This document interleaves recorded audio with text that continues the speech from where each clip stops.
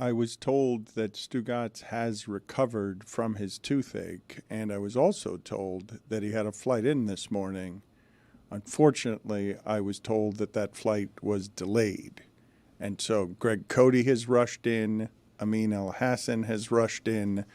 Greg Cody is happy to say that he has Stugotz's exclusive thoughts on the first round of the draft. What are you laughing about? No, I mean, they are. It's a big deal. I mean, Mr. God Bless Football is one of the misters on God Bless Football. One of the misters, of course, with Billy. They're a dynamic duo. Well, one of the many misters. They've got a whole slew of misters on God Bless Football. The entire Gronk family is on God Bless Football. Yeah, we know who the stars are, though. There are many, many misters. Right, that's true. But he is on the Greg Cody Show featuring Greg Cody. The latest episode. Yes, he is. Just came out today. Pick it up. Pick it up like a newspaper. Read it. Look at it on YouTube. Whatever you like to do. Do it till you're satisfied. Greg, I have an idea. You heard of tablets? You know about tablets? Like he was around. The pill that you swallow? No. He was around during the original 10 Commandments that were written on them. Well, like now, like laptops, tablets, like the tablet you have in front of you. I think, and this is a business opportunity I'd love to go in with you on if we can make it happen, because I feel like you're the face of this product. Sure. Foldable tablets with screens on all sides of it. And every one is like a newspaper. So like you have one page on the front side, then you open it up, you have a new page, a new page, a new page on the back. I like that. Then when you're done with that, open it again, 4 more pages, refresh. That's a beautiful idea. I'm gonna add, because I'm an idea man. Yeah. I'm gonna layer this idea with this. There has to be the sound of riffling paper. Yes. The sound of a newspaper page being turned. Yeah, there has to be the sound in the top corner, a little kind of like ink pad. So when you turn it, your fingers are dirty from turning the page. Man, you get me. Yeah. No, that's good. Get to work on that, will you? All right. Yeah. Call the patent office. I know I have told you guys this story before, but to me, it's like my favorite journalism is dying story. A 10-year-old son of a friend of mine walks into a Sunday breakfast nook with his 10-year-old friend, and my friend is physically reading a newspaper. And the 10-year-old, his friend, says to my friend, "What is that?" when someone is holding a newspaper. And that question is great by itself. But the next question is the killer, which was, how did it get here? And so when my friend said, a kid on a bicycle threw yesterday's news in the bushes, like the 10-year-old's response was some form of, "You're shitting me." Like your father's a prankster. There's no way that's how they got here. That there's just no way that was in the basket of some 12-year-old kid who then threw it in the bushes. That's not a thing that was worth a quarter back in the day. Foul mouth on that 10-year-old. Who's raising that kid? Jeez Louise. I said the equivalent of it. Okay. Okay, good. Paraphrasing. Yeah. Yeah, we're surviving. Newspapers are so damn expensive now. I went to get one as a prop for a video that I had to do for DoorDash.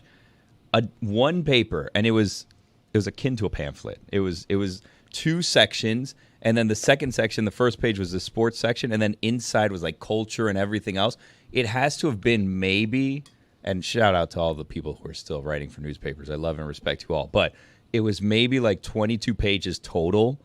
The thing was like a pamphlet, $3 for a Wednesday newspaper. Yeah, $3. It was insane. Greg Cody just got done saying they're surviving. Are they? Well, the print edition is not. The online edition, the digital edition, is not. I didn't say thriving. I said surviving. Put it on the poll, please, Juju. Are newspapers surviving? Because I don't believe they're surviving right now. I believe they're dying. Well, but when you say newspapers, if you mean that literally, if you mean the print edition that is still thrown onto lawns, I would agree with you. Okay, well, I'm starting there, but that's the beginning of the death. Like that's the diagnosis is the patient is terminal. The patient is dying. The problem is newspapers, people don't understand how versatile they are. You think a newspaper is just to read news. No. Newspapers are to put down when you're painting things, to pack things with. You can use newspapers for almost anything. In fact, I would argue I've used newspapers for more things than I've read newspapers. I don't think that I've read as many newspaper articles as I've used newspapers to do 1,000 other things. We can't lose. We're losing recipes, people. We're losing newspapers. We can't let this die. But I'm not paying $3 for it. Crazy. No, I agree. You got a bird? Put a Greg Cody column on the bottom of the cage. There you go. Looks like magic. That's still a thing that people put it on the poll, please. At Le Batard Show, are people still using newspapers in their bird cage? Because I'm thinking it's hard to get the newspaper to do that. You can get something cheaper than $3 to do that. I had a bird, Paulie, running out of newspapers. Couldn't put Greg Cody at the bottom of the cage. You know what that bird became? An upset bird. Yeah, I like it. I like that.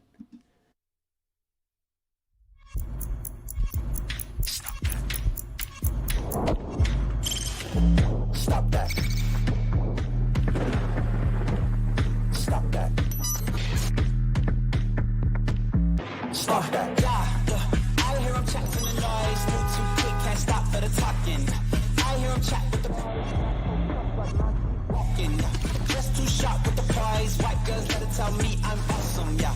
Hot like fire on the pan. If you wanna touch my please use caution. Cold like 0 degrees. I'm out the cage, gotta let out the beast. Revolutionary, gotta let out the streets. Locked in a cage, I'ma let out the sheets. We came for one man, forget my peace. You take the west, I'll take on the east. I'ma put him in the cage, never let out the. I hear him chat to the noise. Move too quick, can't stop for the talking. I hear him chat with the boys. Man so tough, but man's keep walking. Yeah, just too sharp with the prize. White girls, let it tell me I'm awesome. Yeah, hot like fire on the pan. If you wanna touch my please use caution. Stop that. Stop that. Stop that. What are you smirking about? I caught myself worrying way too much about the positioning of my thermos bottle and whether or not my Greg Cody show decal would show on your air. I really shouldn't be, that worried about it. But, what can I tell you? Let's get a thermometer in here. Does he have a fever? Greg Cody felt self-aware about self-promotion. I did. Yeah. But he was just smiling to himself, thinking about how self-involved he was. Like, I was starting the show, and I was about to say, I've got too much to talk about. I'm not going to be able to get to all of the things just in basketball from the weekend, never mind everything else. And I imagine that a lot today is still covering Shedeur Sanders, so I'm stuck in a situation where not merely am I miserable because I have to talk about people who were drafted. That's the first time I've ever seen a draft become about the guy who wasn't drafted. Like, I've seen guys drop, but I have never before seen that. I'm not allowed to play the clip from Bill Burr. None of us have seen that precipitous a drop. I think all of us would have argued that being Deion Sanders' son would help right up until it didn't. Because all things being equal, it did not help. It's one of the factors. There are a bunch. Like, a lot of people are going to want to cite only one factor. There are a bunch when it comes to Shedeur Sanders. But Bill Burr, I can't play the clip, but he does a bit. You have the sound. I can't play the video, but you have the sound. All right. So rather than me saying it, why don't you go ahead and play the sound? You know what? That's what you get for watching the draft. All right. Once again, what kind of a loser just sits there watching round after round? The Jets are up next. I think they need a cornerback. They need to improve the defensive line. Dude, that's like going to a graduation ceremony where you don't know anybody who's graduating and just sitting there. They're going to have the whole list the next day. They'll have everybody who drafted, who, when. Got to sit there and watch that shit. Those stupid interviews. Hey, you're a member of the Buffalo Bills. How does it feel? Well, it's a blessing. I want to thank God. I'm going to try to do my best. It's a great organization. And I'll say the last 80 guys said. So, yeah. I don't like the draft, and I'm not going to make this show about that. But I do want to ask the question seriously at Le Batard Show. Are human beings better at evaluating horses than football players? Because Mel Kiper is associated by name with knowing how to do this one thing. And he spent 41 hours on television with Shedeur Sanders as his best available prospect. And his anger is born not of anything other than, I'm right, the NFL is wrong. This happens a lot. It's the same reason for Skip Bayless's anger.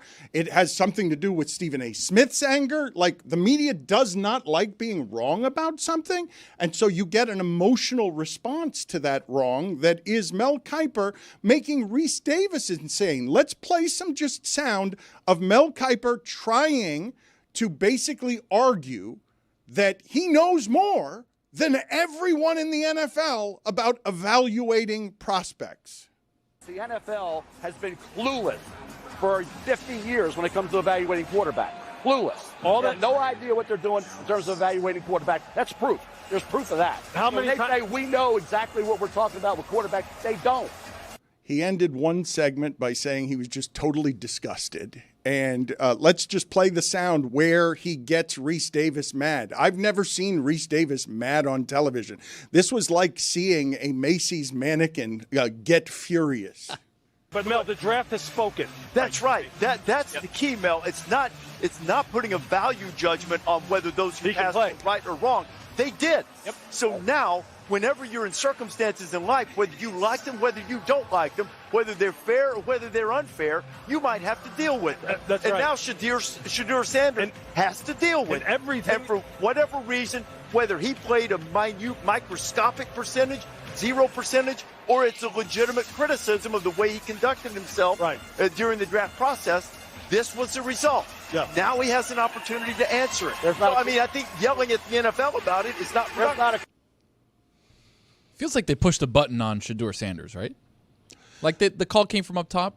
This is what Stephen A. Smith is arguing as collusion. I would say when people are confused, and we all are, because this is something we're doing that's really subjective, really unscientific. Tom Brady was a 6th-round pick. We do not know what we're doing when it comes to this evaluation, and I am serious about being able to measure a horse's ability to succeed better than whether an NFL prospect is going to succeed. Dan, do you remember my first ever hit on the Dan Le Batard Show? Yes. I thought it was about Goran Dragic. No. The first ever hit I had, I was driving from Bristol to Boston to go to a game, and there was a player for the Miami Heat who had taken the world by storm. His name was Hassan Whiteside. And Dan Le Batard said, get this, and Sedano says this guy knows basketball. So let's get Sedano's guy on the line. So he calls up. I'm Sedano's guy, and he said, how's this possible? How are all these people evaluating players for a living, and how did they all miss him? How was he in Lebanon in the YMCA? And I said, Dan, the kid was an asshole. And you were like, what? Well, I didn't say asshole. I said jackhole because we were on ESPN radio.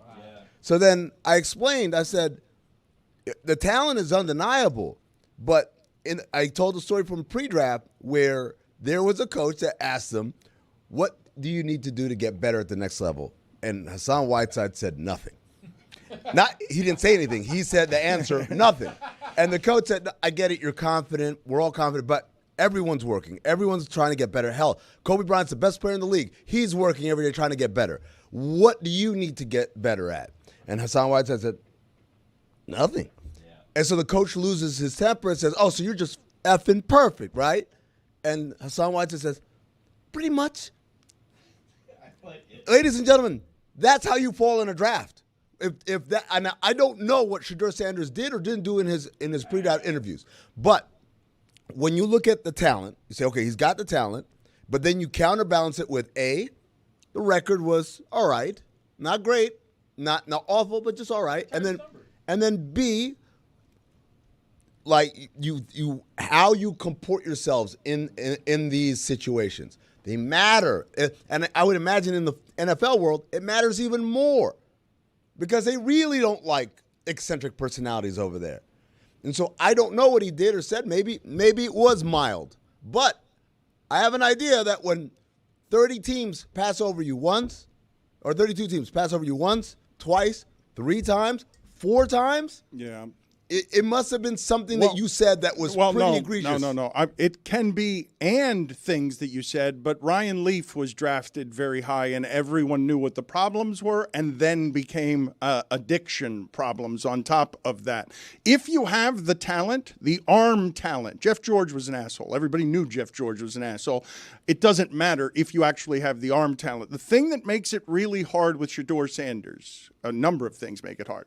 Took more sacks than any other college quarterback. Now, I happen to know that that's because his offensive line stunk, but I cannot untangle all of the do-si-doing and running around in circles that he tried to do, extending plays with slow throw times, and he's not Kyler Murray, and he's not Lamar Jackson. He's not that kind of athlete. So you have that over there. You also have what Amin is saying, which is, you can't be that cocky if everyone who's interviewing you knows you're not that good.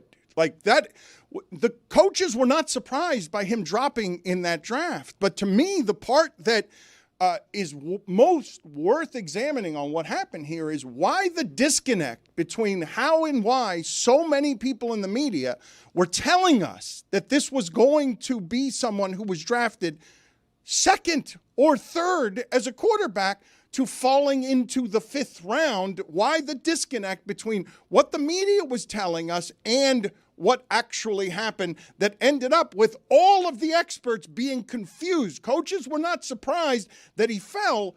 Everyone was surprised that he fell that much. I mean, did you see? I mean, they're just reports and not confirmed, but how some of the meetings went, because like they were pretty comical. Like, and we don't know that this is real, but the reports were that he went in, he had headphones on, he had music playing the entire time. They were around his neck, so they weren't over his ears. He had an entourage come with him. They asked him things like, "Where do you see yourself in 5 years?" And he'd say things like, "I'm going to be the mayor." And then they would just kind of like, his entourage would laugh at him. Supposedly the one with the Giants went very poorly, even though Dable came out. I think the thing, beyond everything else is there's only a handful of teams that needed a starting quarterback, right? And once Pittsburgh elected not to get him, really once the Giants went with Jackson Dart, it became a thing of, okay, well, he could be Pittsburgh, maybe next round. Then Pittsburgh didn't get him, and then it became a fall. And when you didn't bring him in to be the starting quarterback, then every team who either interviewed with or didn't interview with, or his dad said he wouldn't want to play for, or whatever, how much are you going to invest in someone to be your backup quarterback that you don't really know what you're going to get if he's tanking the interviews? It wasn't just the physical limitations. It wasn't just the entourage. It was that if you draft Shedeur Sanders, you're drafting Dion and all that circus. The Hall of Famer, Dion? The Hall of Famer, the Hall of Famer who's better than any of your coaches at football. Yeah, but he's not. You're not drafting Dion to come coach your team or play for your team. You're drafting Dion in a LeVar Ball role. All right, be a leader. Be a tough leader. And can you handle Dion or not? Like, you can't handle a dad, coach? But, Dan, like, you're asking for, like, the Giants, for example, where Daboll is about to lose his job, to gamble his future career on Shedeur Sanders. And if they butted heads in the interview, why would he do that? And then, this is true in every sport. We'll put up with as much as your talent dictates. Yeah. He's good. Is he great? That kind of story good? Bringing the headphones?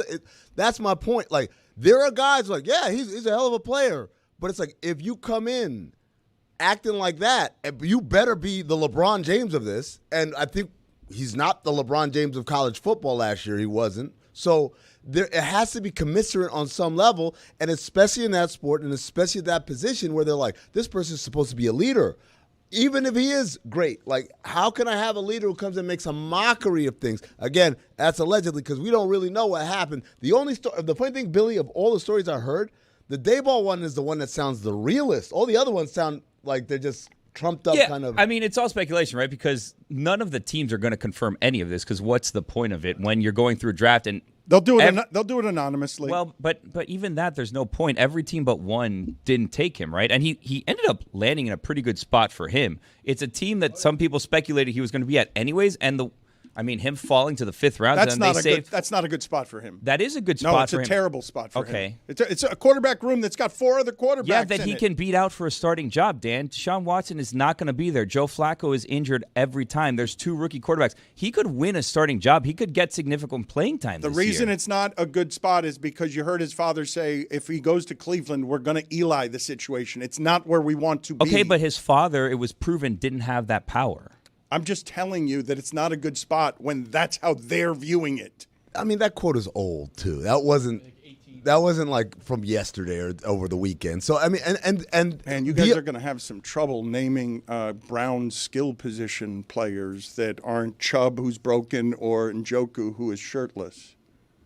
Like you guys are gonna have some trouble. You guys are making the reason that this is a bad spot for Shedeur to go in the 5th round beyond money is because you get so many fewer opportunities when the situation is like what you were saying with Dayball. People are not going to give the 5th round pick a whole lot of chances when they've invested a lot of money elsewhere. But he's not a typical 5th round pick. He's a 1st or 2nd round talent that fell to the 5th round that they were able to steal. Guys, we've gone about 15 minutes in the show. Can we talk about the phone call now? I've been waiting. We're doing all this serious draft talk like Bill Burr was talking about. But like, no, man, I want to talk about the prank call. I don't even want to talk about how stupid and how like insensitive it was. I want to talk about how the person making the call is the son of an NFL coach. Yeah. How in the hell? And not like an 8-year-old. 21. Put it on the poll, Juju, at Le Batard Show. If your name is Jax, are you more likely to get into trouble like this? Because his name is Jax. He is the son of Jeff Ulbrich, the Atlanta defensive coordinator. And apparently this wasn't the only time they did this. I don't know what was dumber, the prank or showing everybody that you were the one responsible for the prank. But if you're going to do the prank, you don't want to do it quietly. You want to get credit for the prank if you're a teenager. Back in the day, you used to do the prank call for you and your buddy. That was it. You would make the call, you put it on speaker, you'd laugh, ha, look what we did. All of a sudden, now people are doing it for the clout. I mean, I don't like that. Doing it for the clout. And guess what? 298 million, 300 million Americans could do it for the clout, and it's fine. You know who can't do it? Someone whose dad works in the NFL. You dumb little shit. How much trouble is Jackson with his dad today? He's out of the will. Oh, yeah. He should be fired from the family. Seriously. I mean, what he did was literally inexcusable, and there's going to be repercussions there. I don't know what they'll be, but I wouldn't be surprised if the Falcons got fined by the league or something, because this is a serious thing. Am I making too much of a leap to say it's not just like, hey, man, your dad works in the NFL. That's a bad look on him. It's, where'd you get that phone number from? Well, I mean, He said an open iPad. When he walked into a room, he saw the open iPad, and then magically Shedeur's number was in there. So, in that sense, you want to talk about someone getting in trouble. Man, I could tell you stories about the Miami Heat being upset about video coordinators for allowing a playbook, an outdated playbook, to make it out the facility.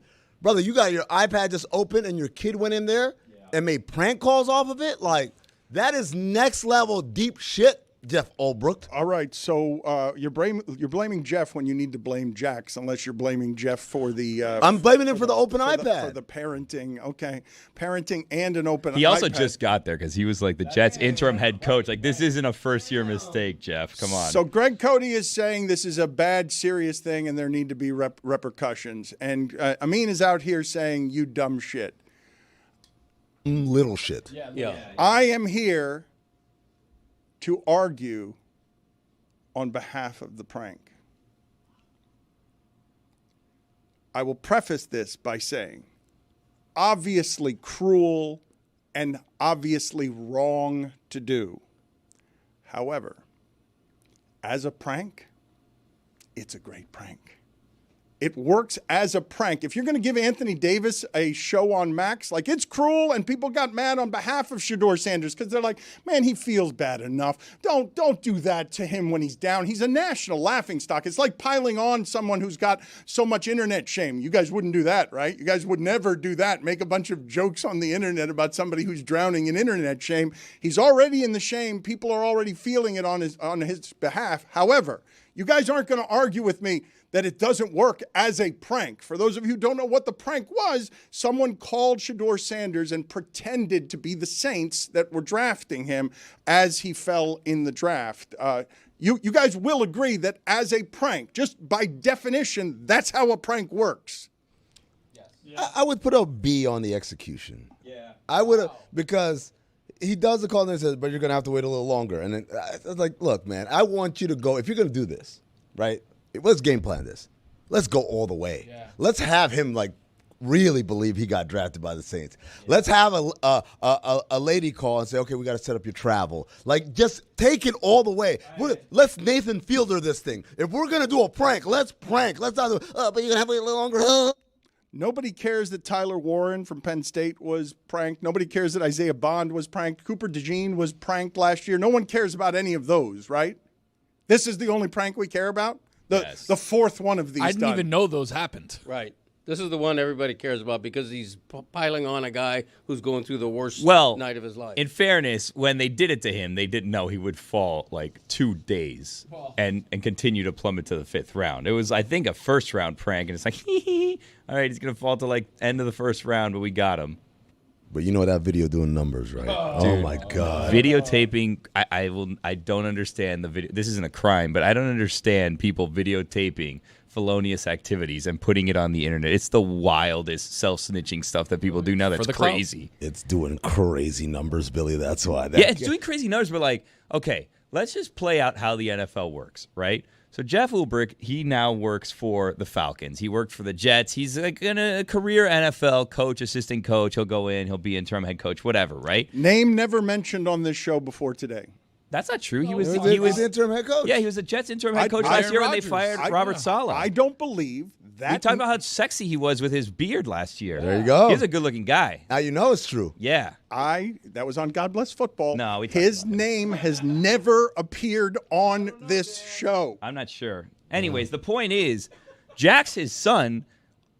Brother, all you have to do is, like, not do that, and you'll get a job and a career in the NFL. Your daddy's a coach already. Just don't tell yourself messing with famous draft prospects in the middle of a historic plummet, and you'll get a coordinator thing, and you'll work your way up, and then boom, Lane Kiffin. Yeah. But Mr. Gill, I don't want to work in the NFL. I want to be a star. The biggest star there is on YouTube and TikTok. Cody, when you raise your finger, usually you want to talk. I do. I can't honor this as a great prank until I hear it, because the idea of a 21-year-old imitating Mickey Loomis, who's like my age, it just doesn't. It can't be a good imitation. Do you guys do old man voice? Can any of you do old man voice? Work on it in quiet and see if you can come up with an old man voice as people who are not old people. And in the interim, allow me to play just Bill Tobin many years ago speaking about Mel Kiper Jr. because I think people know this. Greg, you know this. Whether it's Joel Bucksbaum a million years ago who was making a living and an identity around I'm good at analyzing whether young people will become professional prospects. That career and that group of people, an unusual group of people. It's not just because Mel Kiper eats pumpkin pie every day, or he should be jailed for how he eats pizza, which is to scrape all of the cheese off of the pizza. Oh, that's great. I've done that. What do you mean that's great? It's really good. Oh, yeah. It's great. Put it on the poll at Le Batard Show. Do you trust anyone who scrapes all of the cheese off of their pizza? My dad does that, but it's more because he wants to do like a low carb thing. I'm like, buddy, if you want to do a low carb, I think Dan, you've kind of get rid of the too. crust, not the cheese. Your dad doesn't know what carbs are. He just grabs like the pizza and the pepperoni and the cheese off the top and then eats it. I'm like, bro, you just wasted an entire slice. Those things don't have the carbs. The carbs are in the crust and the bread. That kind of thing. If it's a good pizza, the cheese just falls off. You don't need to take it off. It just falls right off the pie. Let's listen to Bill Tobin here just tell you many, many years ago what he thought as an NFL executive of Mel Kiper Jr. and his draft ilk. One question, Bill. A lot of criticism about not taking a quarterback here. Your response? Well, we got a guy up there. Who in the hell is Mel Kiper, in a way? I mean, here's a guy that criticizes everybody, whoever they take. He's got the answers to who you should take and who you shouldn't take. In my knowledge of him, he's never ever put on a jockstrap. He's never been a coach. He's never been a scout. He's never been an administrator. And all of a sudden, he's an expert. He's in our papers 2 days ago telling us who we have to take. We don't have to take anybody that Mel Kiper says we have to take. Mel Kiper has no more credentials to do what he's doing than my neighbor, and my neighbor's a postman, and he doesn't even have season tickets to the NFL. Everybody had an opinion on this. Donald Trump, who will have an opinion whenever there are people gathered having opinions, wandered in and called all NFL owners stupid. That put people in a corner, right? Where Trump is like, you guys got to draft Shedeur, and it's like, oh, wait. What do we want now? Emmanuel Acho said that he should go back to college, not really understanding the way the rules work, saying that $6.5 million is what he could get in NIL money at Colorado, whereas the rookie wage scale is gonna hurt. It's going to be a few $100,000. Well, Trump is still angry at the NFL. Remember that he sued them. He won, but the NFL paid him $1 in that settlement. Really? I don't think it's inconceivable that he goes back to Colorado. I know it's against NCAA I'm pretty rules. sure it's completely inconceivable. I know that it's against NCAA rules, but everything is changing in the NCAA and college football. There's got to be some sort of a path for him to get back to college, and that's why it's being reported, is speculated on by several people, not just him.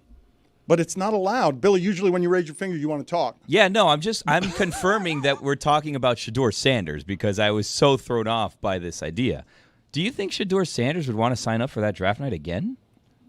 Like, because, again, he landed in a spot where he could end up starting.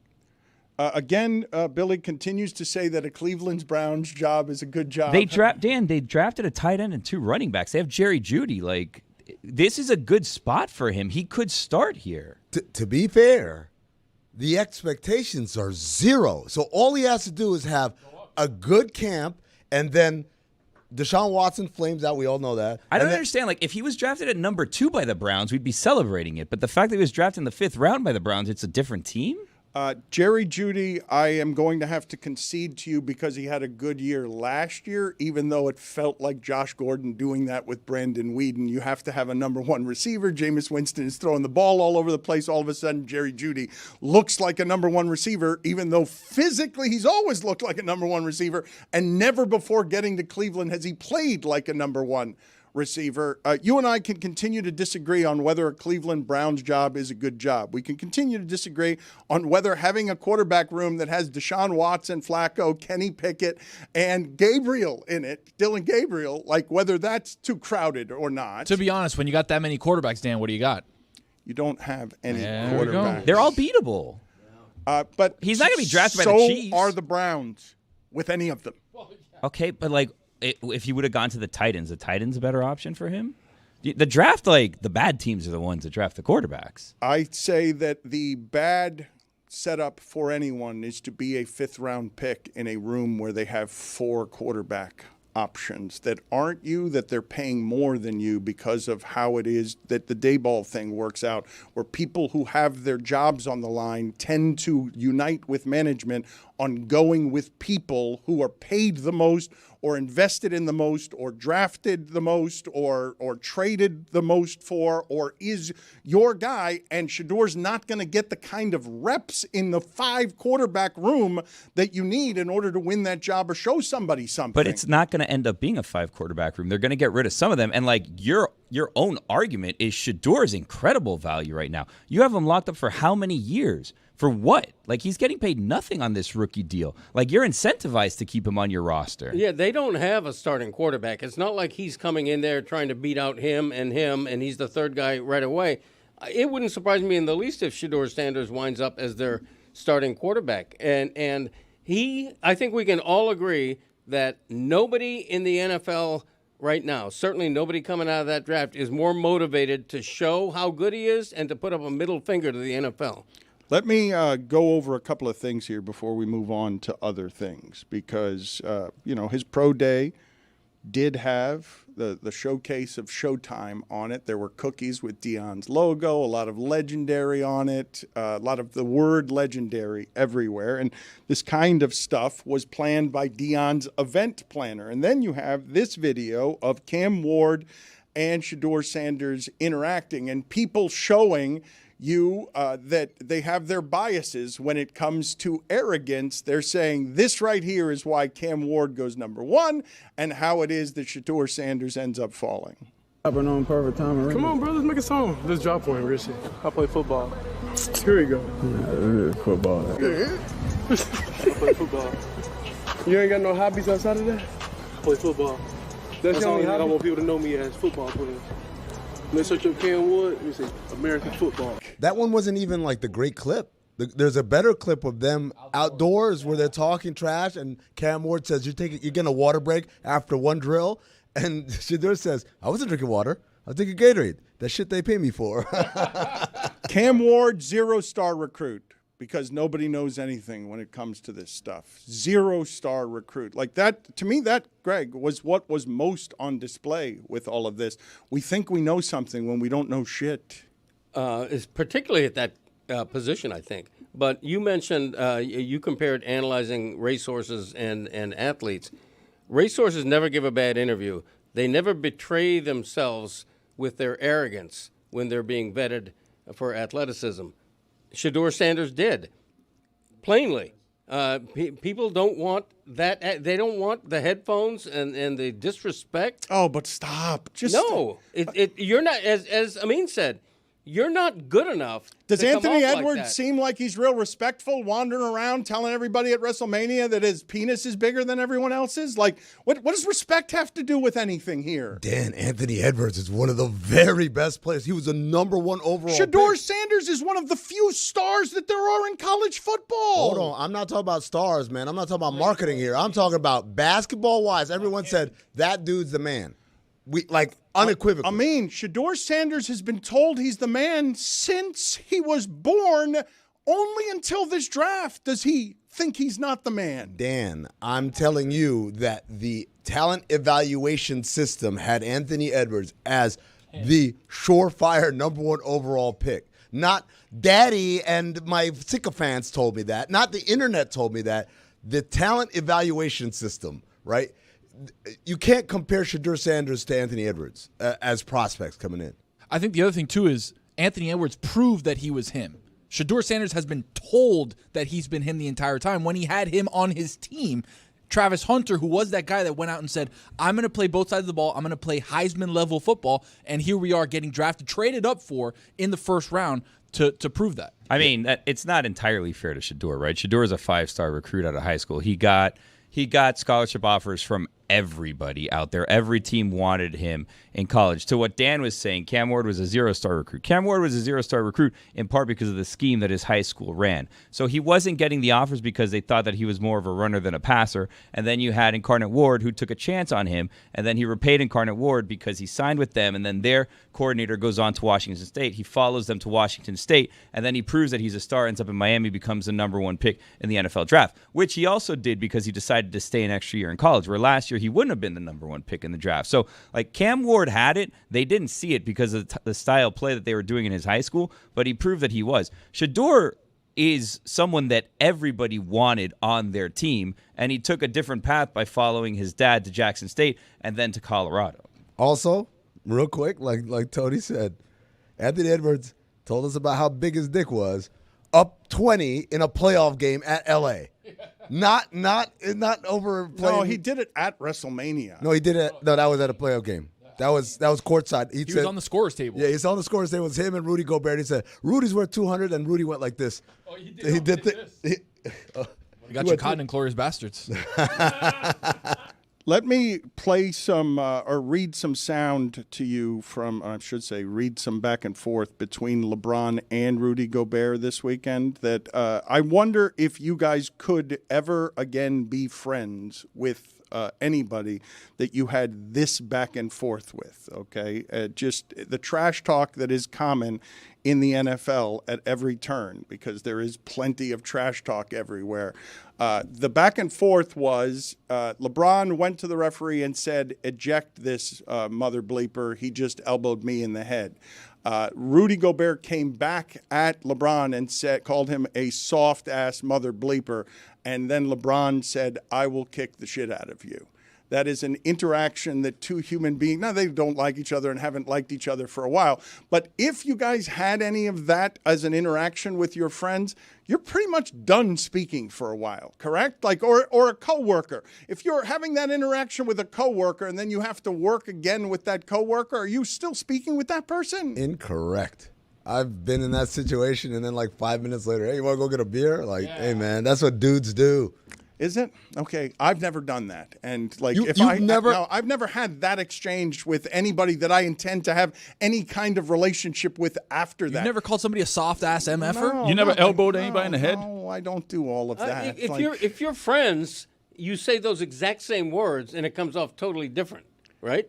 Okay, but the tone and the intent matter. Like if you're friends and you're just fooling around, yes, these two people were not fooling around. The Lakers are about to have their season extinguished as a 3 seed. Anthony Edwards, the last couple of seasons, is slaying dragons. But Dan, they're not friends. Why do you keep saying if you're friends, they're friends? Rudy Gobert and LeBron are not even Oh, no, close I'm to just friends. saying that coworkers interacting in spaces that are even competitive, if we had that exchange, if you saw that exchange right now between two people in our office, that is not an exchange that will then just be forgotten. It's something that's going to linger here in the workplace and in the relationship. Bad analogy. Better analogy is if it happened between you and Colin Cowherd or you and Dan Patrick. You guys aren't coworkers. You work for different companies, same industry. You should throw an elbow in the back of Dan Patrick's head, and then They are coworkers. You're They friends. share a space. They share a confined space together. No, they're not coworkers, Dan. They're competitors. Dan, imagine if you will, we're at a construction site, right? And you're building this part, but then here come the HVAC people. Like, I don't work with the HVAC people. I'm just a carpenter here. So, like, if I throw an elbow into the HVAC guy's head, like, it doesn't, how could you do that to your coworker? Like, I don't know this dude, man. I've seen him around because he's on our job site, but that's it. It's like a lion and a gladiator. Those were not coworkers. Those were adversaries. They were in a confined space together, but like they're looking to kill each other. So the people who are hugging at the end of the games after they've won or lost, teammates sharing jerseys or opponents sharing jerseys, those people aren't coworkers? No. All NBA players aren't coworkers? I don't want to to Billy. Actually, they were coworkers. Afterward, they would go get a beer at the local tavern, the Lion and the Gladiators. Oh, tough one today, huh? Yeah, man. Hey, you want to do me a favor? You want to stop with the spear? Like, I get it. You got to do a show, but come on, man. I'm getting poked Who's here. got the best old man impersonation back there? Who's got the best Mickey Loomis impersonation? I think we all can give you one. All right, go ahead. All right. So I'll go first. I need complete silence to get into character. Yeah. Please do not interrupt. Close your eyes, because this is a prank call. You can't see me, right? This is Mickey Loomis here, the GM of the New Orleans Saints. How you doing? That kind of thing. I mean, that just sounds like you. Let me give it another crack at it. Hold on. It doesn't work. Hold on. Let me give it another crack at it. Just go to commercial. We're gonna take you with our next pick right here, Just man. shut his microphone off. Gotta want to earn. Gotta want to learn. Just shut his microphone off.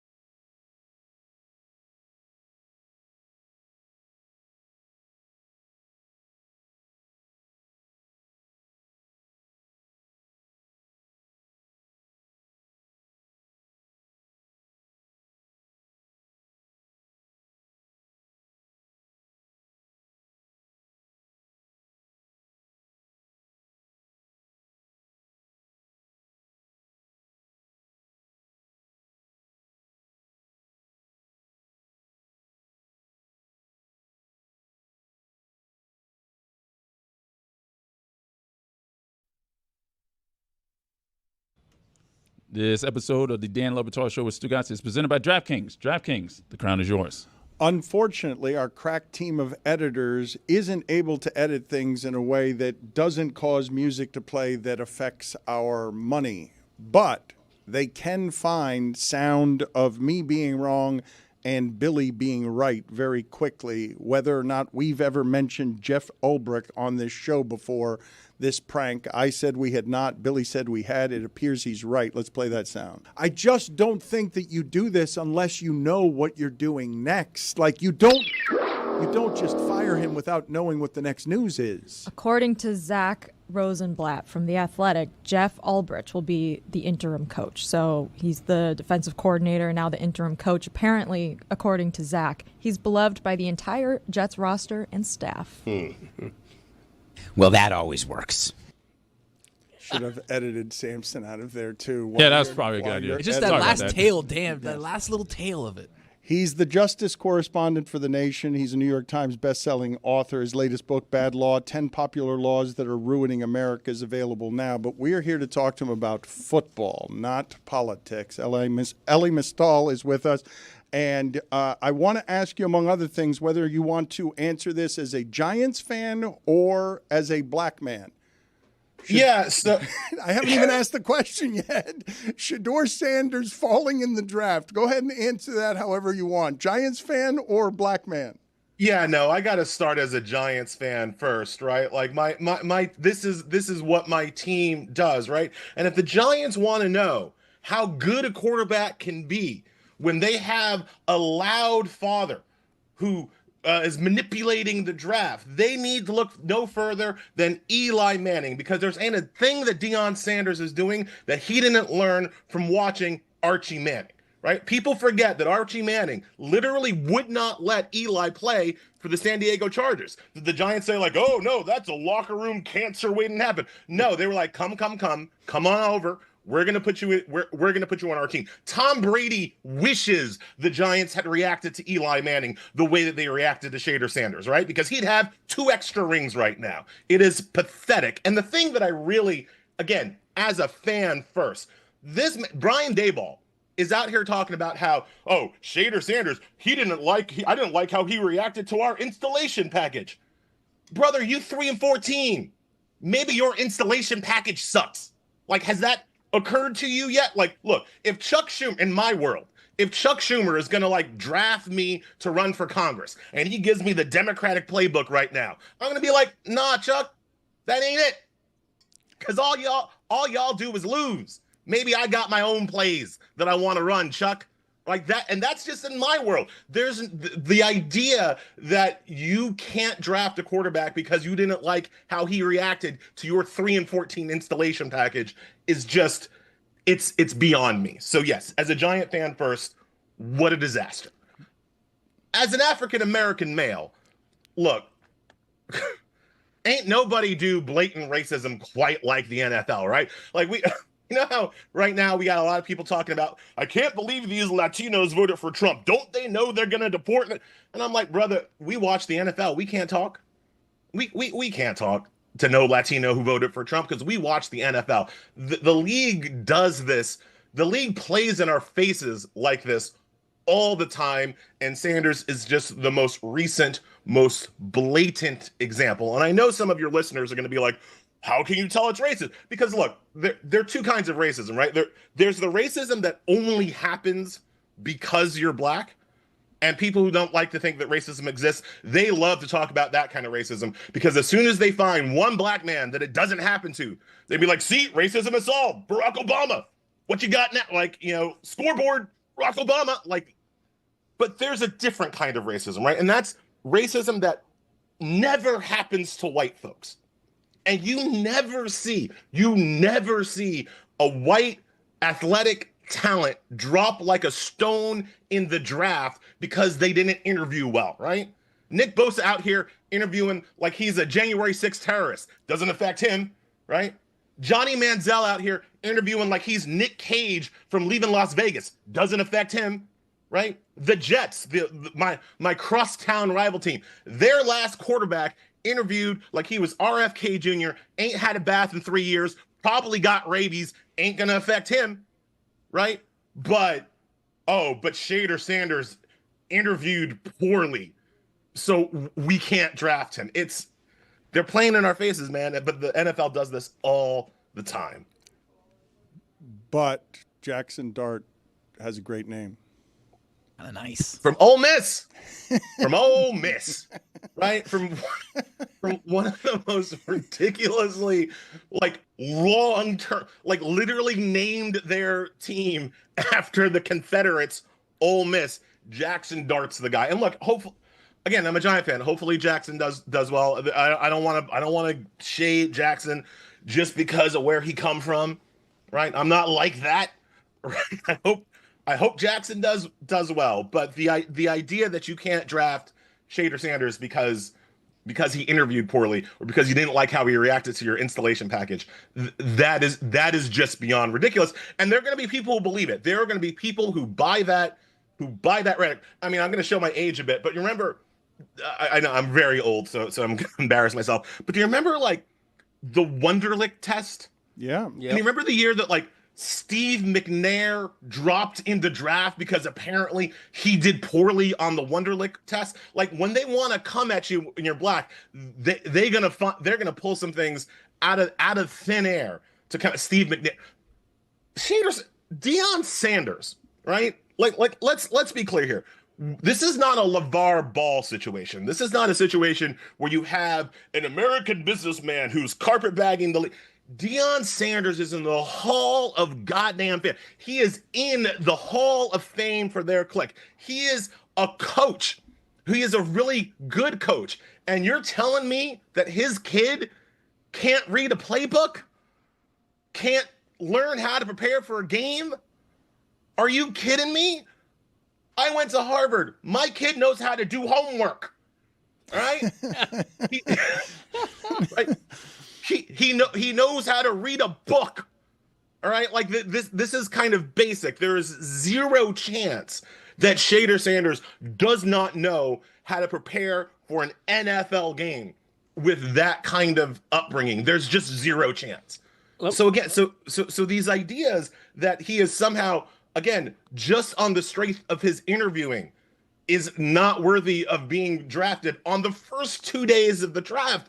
That is incredible on its face, and yet that's the game they're playing. And that's where I'm saying it's racist. That's where I'm saying this doesn't happen to white folks, right? Baker Mayfield can go on the sidelines, with his hand in his crotch for the entire fourth quarter. Ain't nobody gonna say anything. But when it happens to the black guy, now we have all the Dan, you would know better. Does Shedeur Sanders have a parking ticket? Does this kid has, as far as I know, absolutely no off-field issues, right? And we're talking about a league where some brothers got some off-field issues, right? This guy doesn't have, as far as I know, a substance abuse problem. There's no video of him hitting women. He wasn't at a Diddy party, as far as I can tell. This guy does not have off-field issues. So this is all about who he is and who his dad is, and somehow when he's black, having a famous dad and an outspoken dad doesn't hurt him at all. But when you're a Manning, I swear, if this man was named Seamus Manning instead of Shedeur Sanders, he'd have gone number 3 to the Giants. End of story. Let me ask you this, because I'm honestly not sure what the answer is. If the Giants had drafted Sanders with a 3rd overall pick, what would your reaction have been? I mean, I hold my breath. I'm like, okay, let's go. This should work. It should work. He should be good. I don't know. I can't evaluate quarterbacks. I'm not Mel Kiper, right? But based on the information that's been given to me, he should be good. The only good football-based answer that I've heard about why he might have fallen is the Travis Hunter corollary, right? It's the, was he very good, or was Hunter just an all-world talent that covered up some of the things that he didn't do well, right? And I don't know that. As a friend of mine made the argument, I was talking about Manziel earlier, that it might be a Manziel-Mike Evans situation where, when you look back on it, Mike Evans is the person that is making Johnny Football look so good at A&M. maybe that's one of the things. And so so again, I don't know if he's going to be good, but the idea that he's, again, cannot be drafted in the first 2 days based on what they're telling me, right? Because what you don't have is a bunch of football people telling you about football reasons for why they're falling in the draft. When Mel Kiper lost his ever-loving mind during the draft, which was, I mean, that was just popcorn. Like, I love the old school Mel, right? Yeah. When he's losing his mind to Louis Riddick during the draft, what is Riddick coming back from him with, right? Riddick's not coming back with him with like, well, he doesn't have the arm strength to make the down. He's not saying that at all. Riddick is saying that what he's hearing is that it's all these personnel issues, these personality issues, these interview issues, right? So even the NFL is not giving you football reasons for why this man fell. There are some football reasons. He took a lot of sacks. His arm strength is down. Coaches aren't surprised by that. I should let you know, and this has happened to me because sometimes I read before pronouncing things publicly. I have said the word panache to describe someone like Deion Sanders instead of panache. So I will let you know it's Shedeur, not Shedeur. I will just let you know. What did I say? I was saying Shedeur. Yeah, that's okay. It's just because people will nitpick about that. How do you counter the idea, as many people will say, well, people drop in the draft. This isn't racist. This doesn't have anything to do with racism. And you can't say that if his name was Manning, he would have been the third pick in the draft, absolutely, instead of a fifth-round pick. That's you're being too much of an absolutist there about that. Well, of course. Look, I can't prove it, right? Because one of the things that racists are pretty good at doing is not admitting what they're doing while they're doing it, right? So you don't have Brian Daboll saying like, "Oh, I would have drafted him, but like, oh, too black for me." Like, he doesn't say that, right? And so without that kind of, let's say, self-incrimination, I can't prove it. What I can say is that you don't have a lot of situations where people who are thought to be second or third best quarterback in the draft go through to the third day and have most of the concerns about them to be personality concerns. That just doesn't happen, right? No, there's never been a situation like this at all. This has never existed, but as with many things that happen, I find myself very often seeing racism in some places, but on this one, I think there are greater factors than that one. I think that can be one of the factors, but I think a lot of people are seizing on a factor as opposed to the fact that this one had a lot of factors. There were a lot of things that were confusing about this, including being able to untangle him from his offensive line and his wide receiver at Colorado, where they took a program that was the worst in the nation and made it matter. And all of us had into the draft, we're all hearing he's the second best quarterback. That never falls to the fifth round, ever. Nope, it really doesn't. And here's another thing, Dan, and I take your point. Again, you can't prove, you can't isolate. It's never, we don't have the perfect control group set up to prove the point to the level of the scientific method. But let's also think about this. Let's look at the fact that, we're arguing about whether or not Deion, whether or not his dad, whether or not his famous lineage hurt him. I think what we can say pretty clearly is that it didn't help him. And it always helps white folks. Again, look at the Manning example. It did, like, if you have concerns about his personality, his preparation, and offensive line and all this kind of stuff, but he's coming from a famous quarterback family. He's coming from a famous football family. If you're white, that usually helps. That usually helps arrest the slide, if you will, right? Anybody think if Arch Manning ends up being pretty decent, and all early indications are that that he is, although since I mispronounce Shedeur, I should do the same. If Arch Manning ends up being pretty good, right? Do we think that he's going to slide to the fifth round because people are worried about that Manning family? They got too much power in the NFL. You don't want the Mannings. You don't want Eli and Peyton sitting in the ESPN room, reanalyzing and second guessing your playbook, do you? So we don't want the Manning family around us. So we're not going to draft Arch.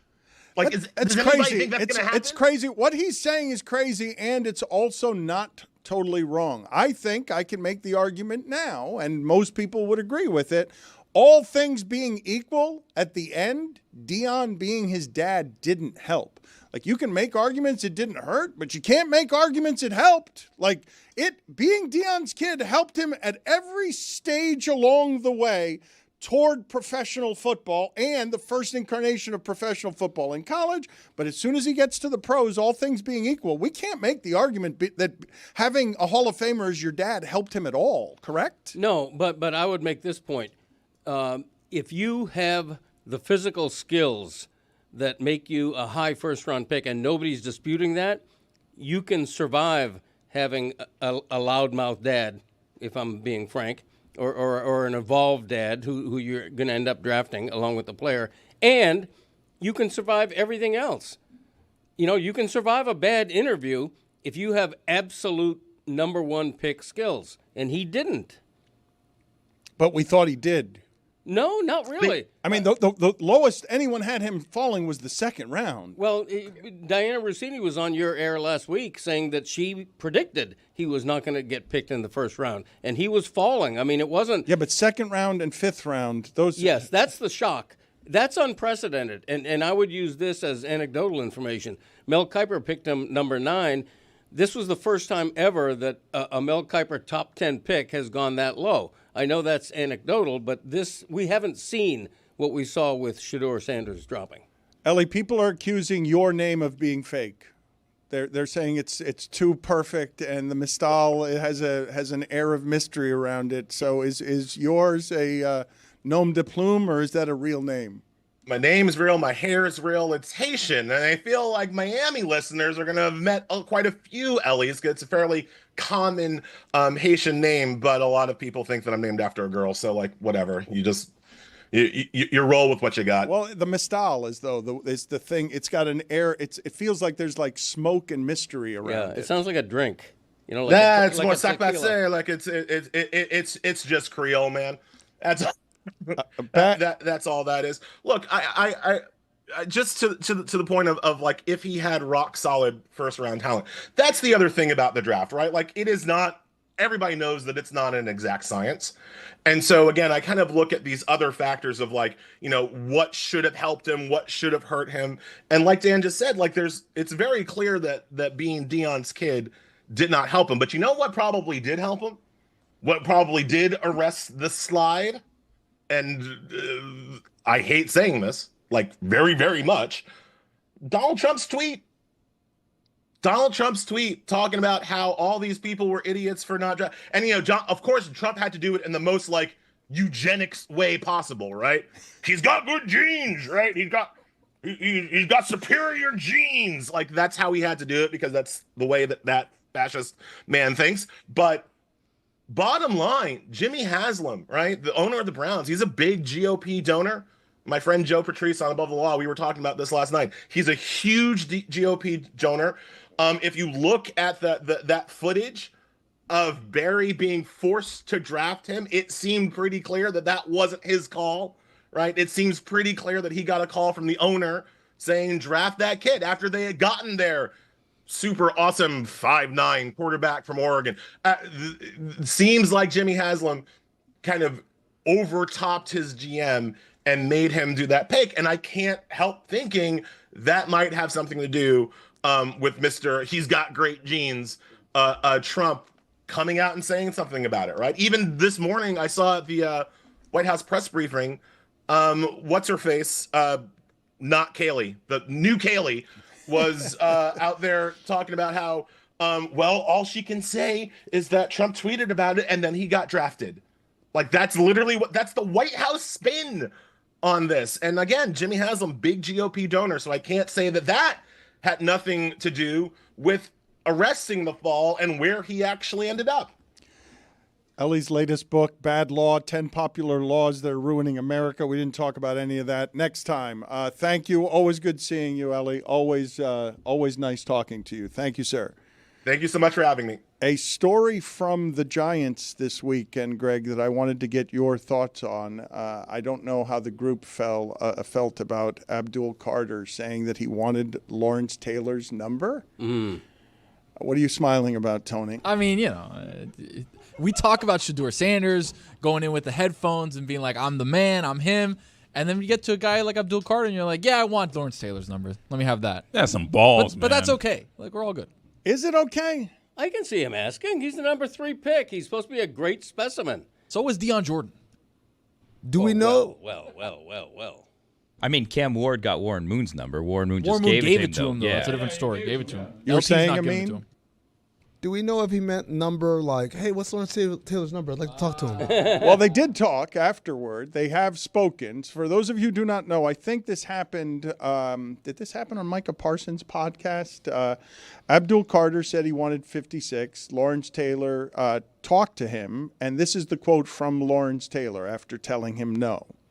Quote, I'm hoping he's not thinking, oh, I got shot down by LT. I'm the guy that is right behind you. I'm going to be 2 steps behind you and make sure you don't fall. And that's simply bullshit. He's not going to be 2 steps behind him. What does that mean, by the way? No, it's just I said no to him, and I couldn't just say no to him, bleep you, that's my number. No one will ever wear it again because it's disrespectful, kid, for you to think you could wear it. That's not what he said. He said I'm always going to be behind him, 2 steps behind him. And if you're 2 steps behind him, he's going to fall on his back. And when he falls on his back, the uniform he's wearing is not going to be number 56. You're not going to catch him, and you don't want him wearing your number.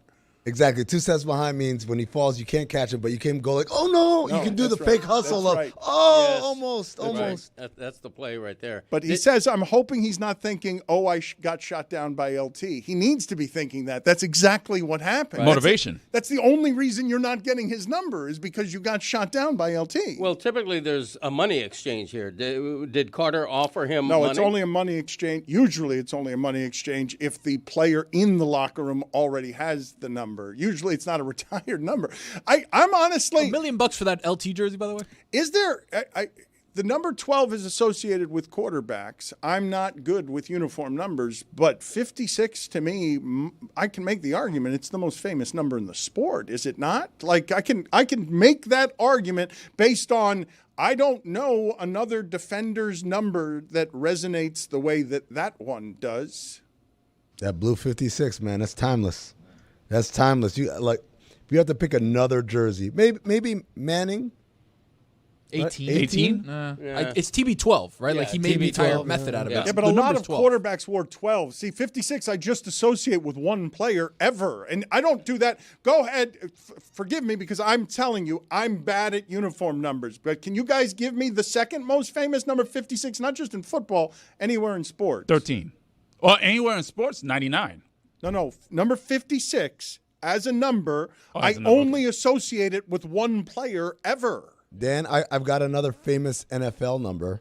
I can only think of one guy. I won't even tell you who the guy is. I'll just tell you the number. 7.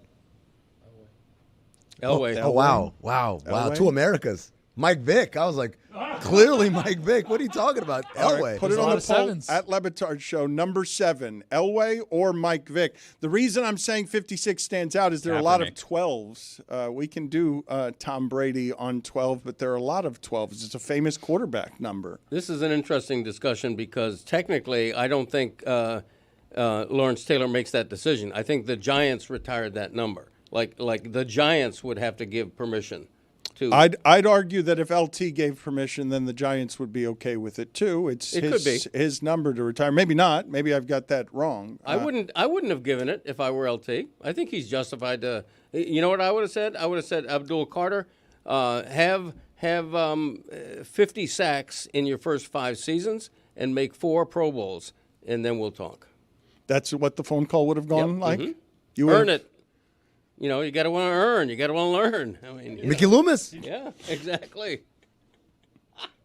Dan, I've got some 56s for you. But off the top of your head, can any of you do the second most famous number 56 in the history of sports, all sports? I'm going NFL only here. Can I interest you in Keith Brooking? God. No? No. Can you guys play this game with me, though? Just if I say to you, you have to nominate from your library of remembered numbers what you believe to be the most famous number in sports. And when you say 99, it's because the 99 it's not just the greatness of Gretzky. It's also the 99 stands out more than the 56 does. It's just a number that's meant to stand out. Number 23 from North Carolina. It's the only number that has a soundtrack with it. Is there a second place number 23 that rivals Keith Brooking there as the gulf between the first 56 and the second 56? Who's the second 23? LeBron James. LeBron Raymond James. Yeah, it's pretty good. Which is a good transition to talking about yesterday's basketball, because there is a lot of yesterday's basketball that I wanted to talk about. A lot of people are making a big deal about J.J. Redick. J.J. Redick sitting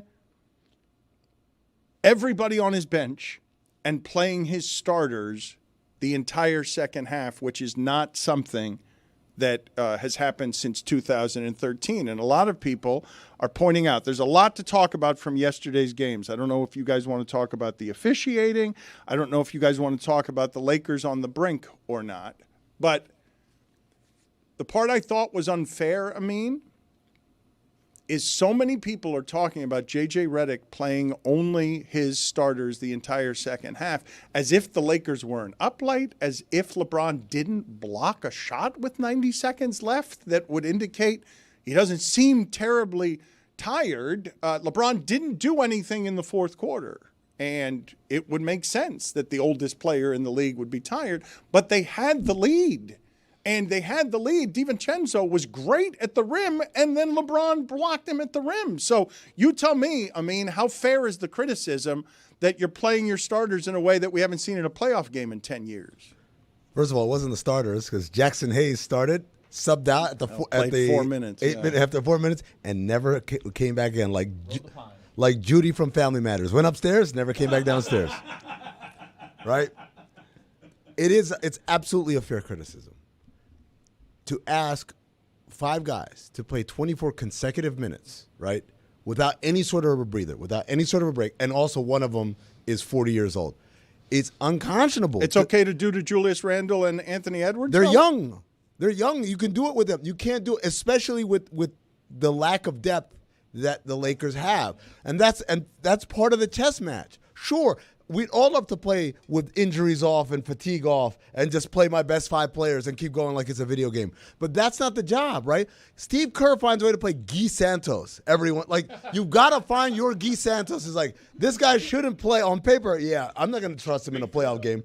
But I've done enough throughout the year to develop him and to give him the confidence that when the time comes where I need to steal, I'm stealing minutes for Curry, for Jimmy Butler, whoever, right? It's the same thing here, perhaps even more so because LeBron is 40 years old. You've got to find minutes. And the thing that I didn't like, this is what he said, but JJ was asked about it. He said, well, I asked the guys at the start of the fourth how they felt, and they all said they felt good. So I had to trust them. And I'm like, of course they're going to say that. Who's going to raise their hands and say, Coach, I'm tired? No one's going to do that. So you have to be the bad guy and say, I got to steal it for you. I got to find – it's a lot of times what guys will do, end of the third, beginning of the fourth, and then we get like that quarter break in there. We extend that rest. But you went full 12 in the third and full 12 in the fourth. Of course it's going to happen that way. And if you look at the series, the Wolves have outscored the Lakers in the fourth quarter by a lot, and a lot of that has to do because the Lakers are running out of gas, which, by the way, I said when the Luka Doncic trade happened, I said, this is an awesome trade. LA, congratulations. This year, just use it as a kind of like playing around thing. Next year, you guys are going to be awesome when you can fix this team around him and fit his skills. And everyone's like, oh, no, the Lakers are going to go out right now. I'm like, what are you talking about? They have no bigs. They have zero depth. You think you could just waltz? I get it. Luka's great. LeBron's great. You think you could just waltz out there in a playoff scenario and their greatness is just going to erase every other advantage? But here we are. They played Friday night. And then played again that soon afterward and put 19 points up in the fourth quarter, and LeBron had 0 points. What do you say to my point, though, Amin, that with 90 seconds left in that game, not only were you still leading, you also got a challenge. You got 2 timeouts. You had a bunch of stoppages in play, and the Lakers got overturned on an above camera angle. Like, I could say they were gassed, and it's the reason they gave up the lead in the fourth quarter. But at the end, you're still telling me that in winning time, the Timberwolves have more energy than the Lakers do as LeBron blocks the shot. And if they don't go to the overturn there, the Lakers are going to have the lead with 12 seconds left. Dan, what you just basically told me is I could go do cartwheels in the middle of Biscayne Boulevard and not get hit by a car. Ipso facto, I'm awesome at doing cartwheels across Biscayne Boulevard.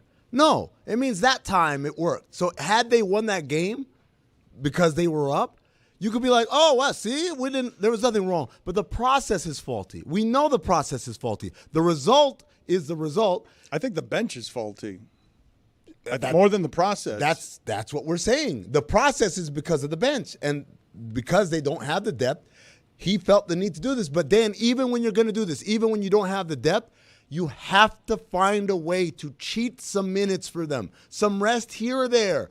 Maybe LeBron's out there and Luka's out. Maybe Luka's in and LeBron is out. Maybe they're both, like, whatever it is, you have to find someone on that bench you can look at, that maybe like someone like Gabe Vincent. Just give him a couple of minutes in there, because otherwise what you're doing is you're putting an immense pressure of perfection on them.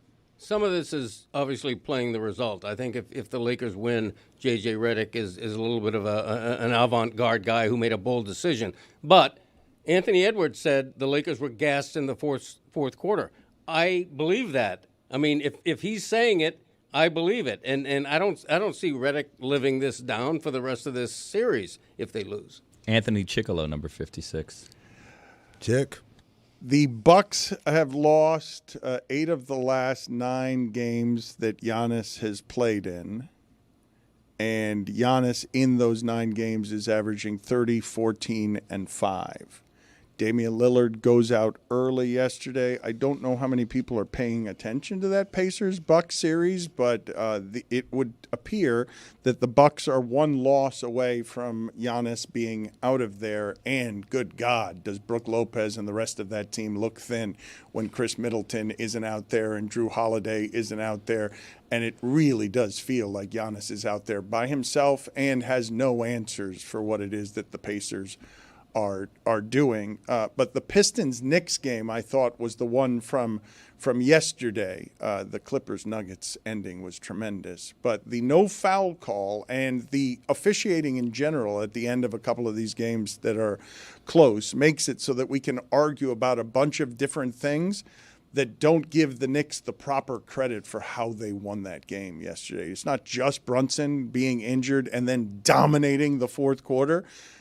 It's Karl Anthony Towns hitting just ridiculous threes. Like, he was so far from the basket on one of those that I'd argue that's a bad shot. And there were 2 bad shots, I thought, that won enormous games over the weekend. I know Jokic has made that shot a couple of times over Anthony Davis. It's a terrible shot.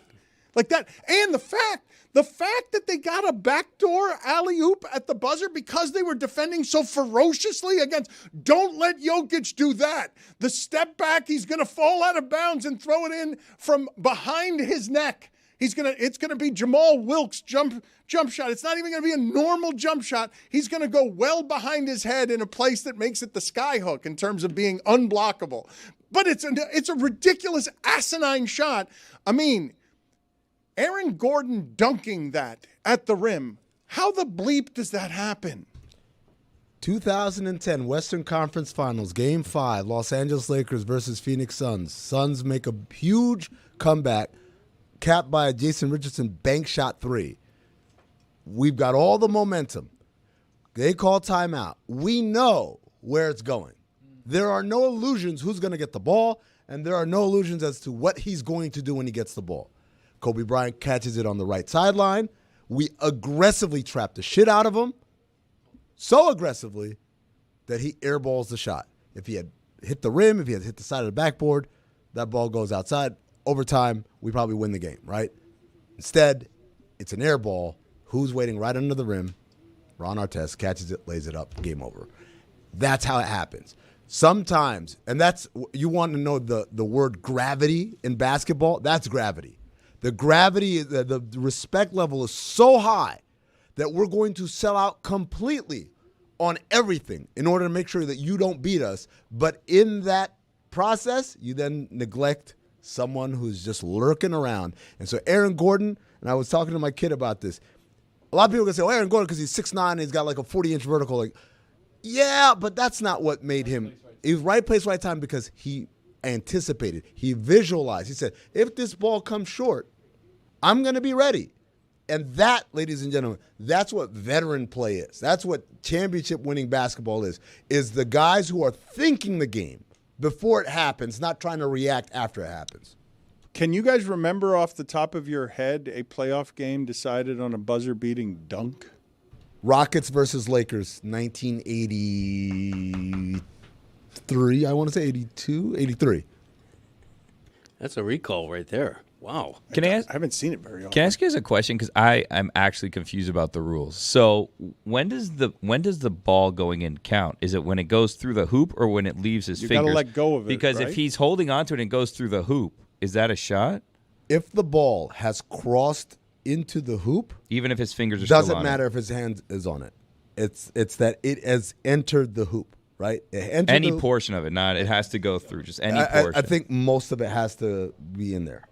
Because I saw the replay and I was super confused. I'm like, well, if his finger's still on it, but it's gone through the hoop, it's gone through. That's why it counts. Now, if he had been above the rim, no.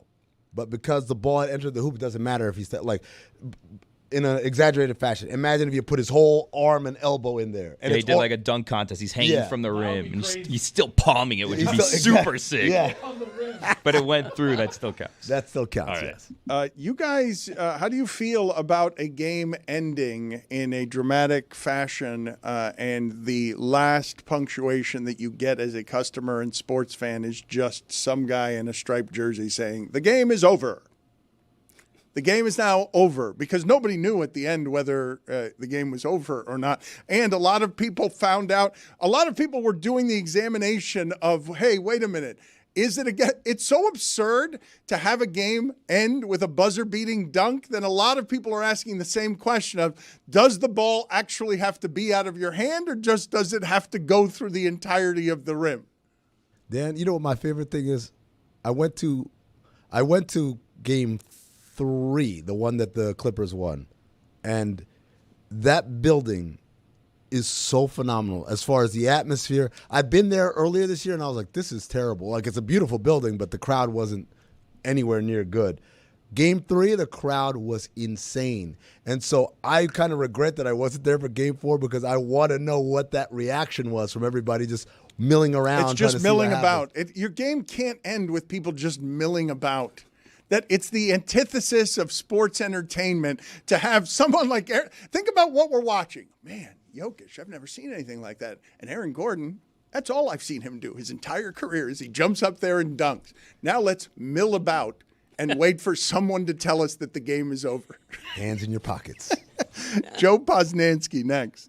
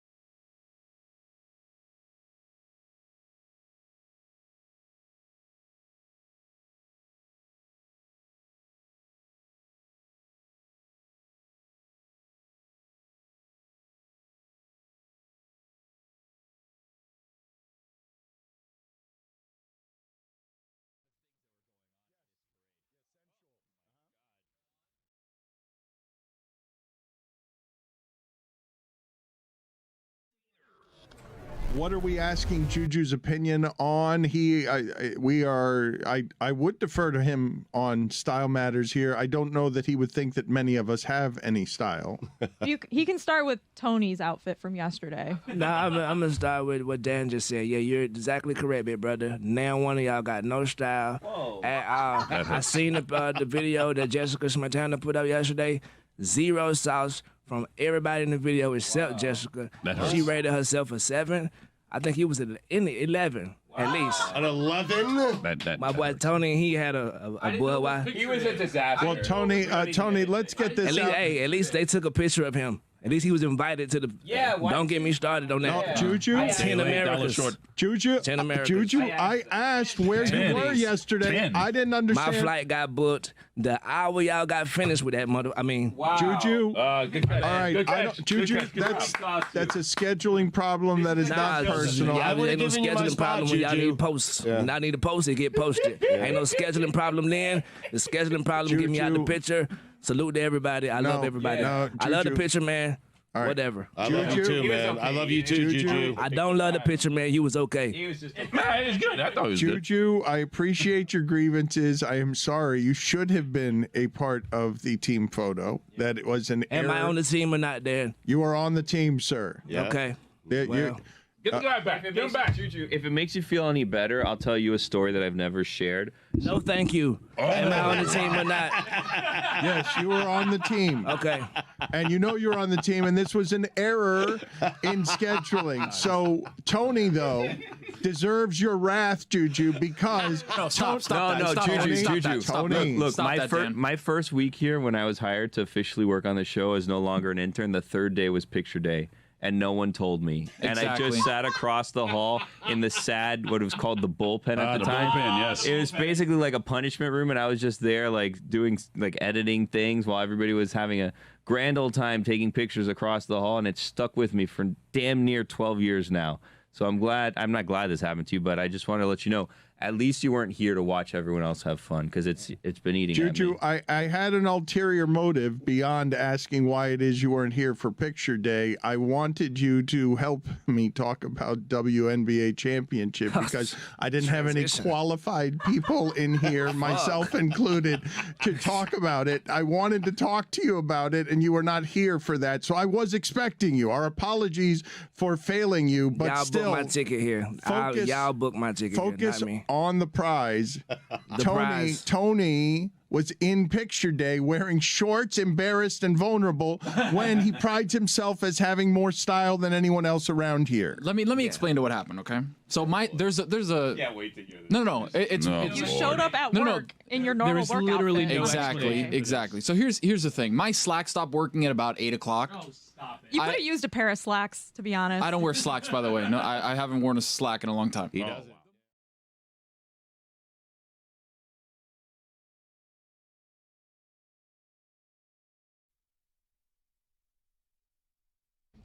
This episode is presented by Smirnoff. We do game days. Please drink responsibly. The Smirnoff Company, New York, New York. He's one of the best sports writers there's ever been. He's got 8 books, 40 years, damn near, writing sports. He's the co-host with Mike Schur of the Poscast. His Joe Blogs newsletter is terrific. You could subscribe at joeposnanski.com. He also correctly predicted Shedeur to the Browns. And he did this just knowing that the Browns were going to Brown. And I thank you, Joe. Where does this rank in terms of your greatest predictions? You're taking a victory lap today. I'm very happy for you. You correctly predicted the unthinkable. How did you do that? Purely by knowing who the Cleveland Browns are, right? Like there's no knowledge involved. There was no draft, insider stuff involved. It's just, it's perfect. It's like the Browns come into the draft desperately needing a quarterback. They make it very, very clear that they do not want Shedeur. They take Dylan Gabriel in the 3rd round. That nobody thought he was going to go anywhere near that high. Made it perfectly clear. I woke up Saturday morning and I'm like, guaranteed the Browns are going to take Shedeur today. And there's never was even the slightest doubt in my mind.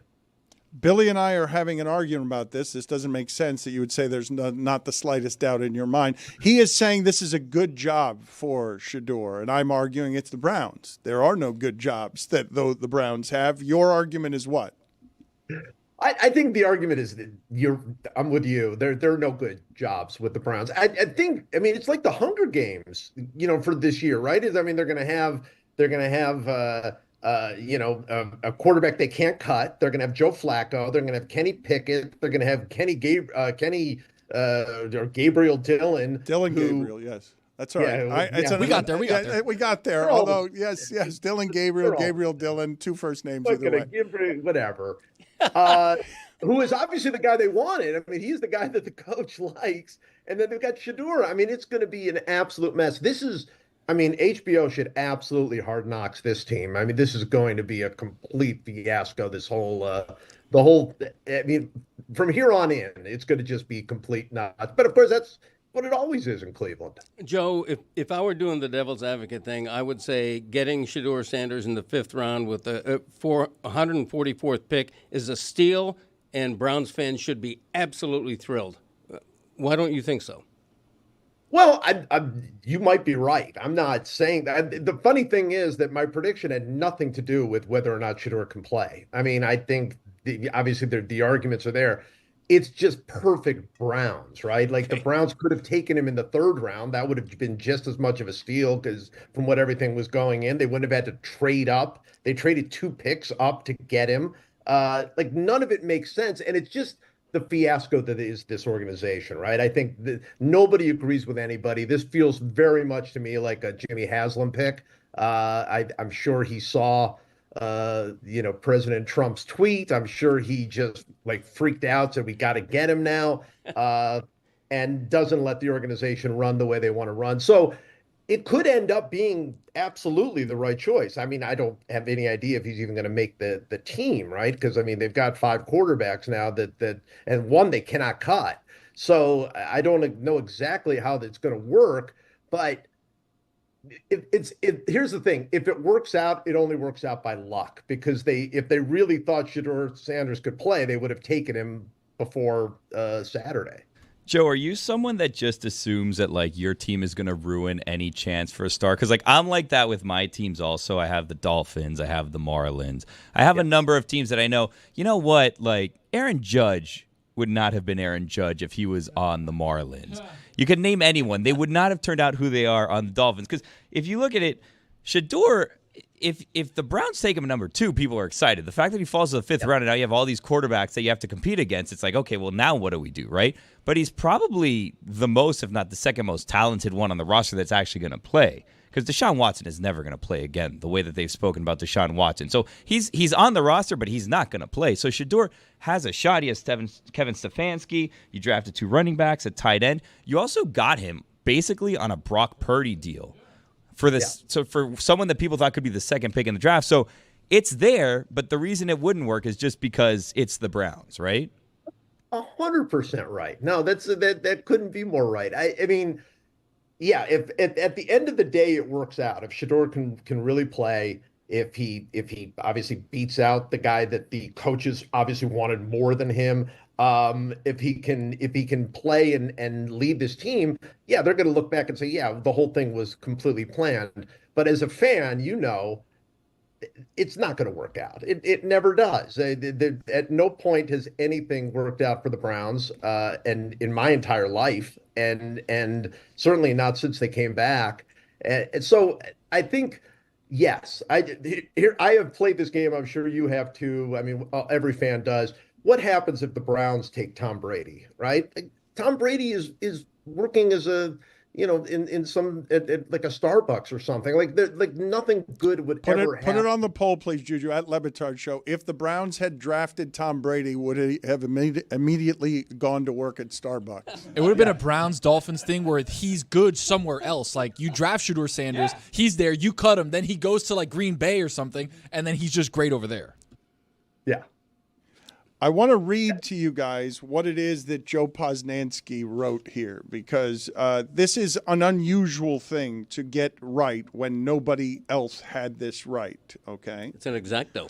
How many exactos did you have, by the way? I had 9. Is Which is good. Is that good? That's good. Good job, Greg. But Kuiper had 12. Okay, Damn so him. Kuiper beat you? Yeah. Edged me. Hey, yo. Instead of reading this, I'm just going to ask you: do you have this defeatist attitude about anything else in your life? Do the Browns do something to you that nothing else in any walk of life create? Because you're an optimistic person. Yeah. Yeah. No, we've known each other for a long time. I am an optimistic person about every single thing except for the Cleveland Browns. I mean, really, Cleveland sports in general has done this to me, but the Browns particularly and specifically, I always believe that whatever is the worst case scenario, that's what's going to happen with the Browns. And it didn't have to be that way, but when I was very young, the Browns proved that was the future when Brian Sipe threw the interception against the Raiders when I was 13 years old. And that's it. And it's been that way ever since. So, yeah, my full defeatist attitude comes out every time with the Browns. Well, let me read now from this. When the Browns take a quarterback nobody had going in the third round over Shedeur Sanders, they are emphatically saying, we don't want Shedeur Sanders. And that's why I'm convinced they will take him today. It's the perfect Browns setup. As Bill James wrote me this morning, look at me, the Browns love quarterback stories. That seems to be their one and only scouting technique. This is a team that over the last decade plus has acquired Brady Quinn, Colt McCoy, Johnny Football, RG3, Baker Mayfield, Jameis Winston, and most infamously, he who shall not be named. They don't draft quarterbacks. They draft headlines. A Browns camp with HWSNBN, that's he who shall not be named, Joe Flacco, and poor Dylan Gabriel would be precisely the sort of mess that this team cannot resist. I know nothing about the NFL draft at all, but I'm making the call now. The Browns curse, put it in sports context for me, please. All the other curses that you've known and lived. I mean, I am obviously it's personal to me, but I think it's the worst. I think it is the single worst curse. I mean, there are two teams, obviously, the Browns and Lions are the only two teams that have not been to a Super Bowl. But the Lions, first of all, they're good now, and second of all, it just hasn't been this wreck throughout. I mean, the Lions never moved in the middle of just left town for 4 years.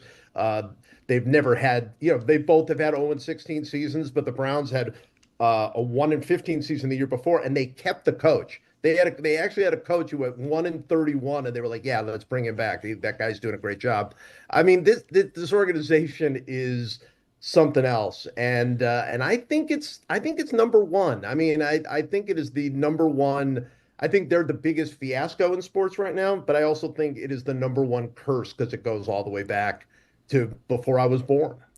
I'm going to give you the choice of one of two things in baseball to talk about. The Giants having a T-ball home run on a baseball that never left a walk-off T-ball home run on a ball that didn't even leave the infield, or Eugenio Suarez hitting 4 home runs in a game.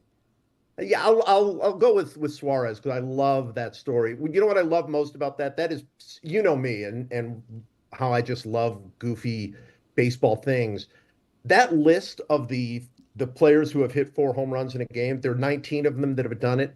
That list is so wonderful because it has Willie Mays on it and Lou Gehrig on it, and it also has Scooter Gennett on it and hard hitting Mark Whitten and now Suarez. Like it's just a beautiful list that for one day anybody can be like a legend in the game. And so I love that so much. And I love that he did it because also he is, I think, I wouldn't say underrated. I think baseball fans know what he's about, but that guy might hit 500 home runs in his career. I mean, he's got close to 300 now and he's 33 years old. I mean, it's a long shot, but he might hit 500 home runs in his career and people outside of baseball probably have never heard of him. I mean, so I love that he had this moment, but I love that he added to this wonderful list of 4 home run hitters. Put it on the poll, please, Juju. Can you be truly considered great at sports if your name is Eugene? at Le Batard Eugenio. Show. I know it's Eugenio, but it's not better. It's better. Eugenio's better. You know what? It is better. I will grant you that Eugenio is better than Eugene. Like my grandfather's but name. but it's not very much better. Is Mark Whitten the last one to do it, Joe? Is Mark Whitten the last one to hit 4 home runs in a game? That's like the only name I associate with it because it's the only one I can remember outside of Eugenio this weekend. No, J.D. Martinez. Didn't he? J.D. Martinez hit a 4 home run game a few years ago. I think he might have been the last one before this.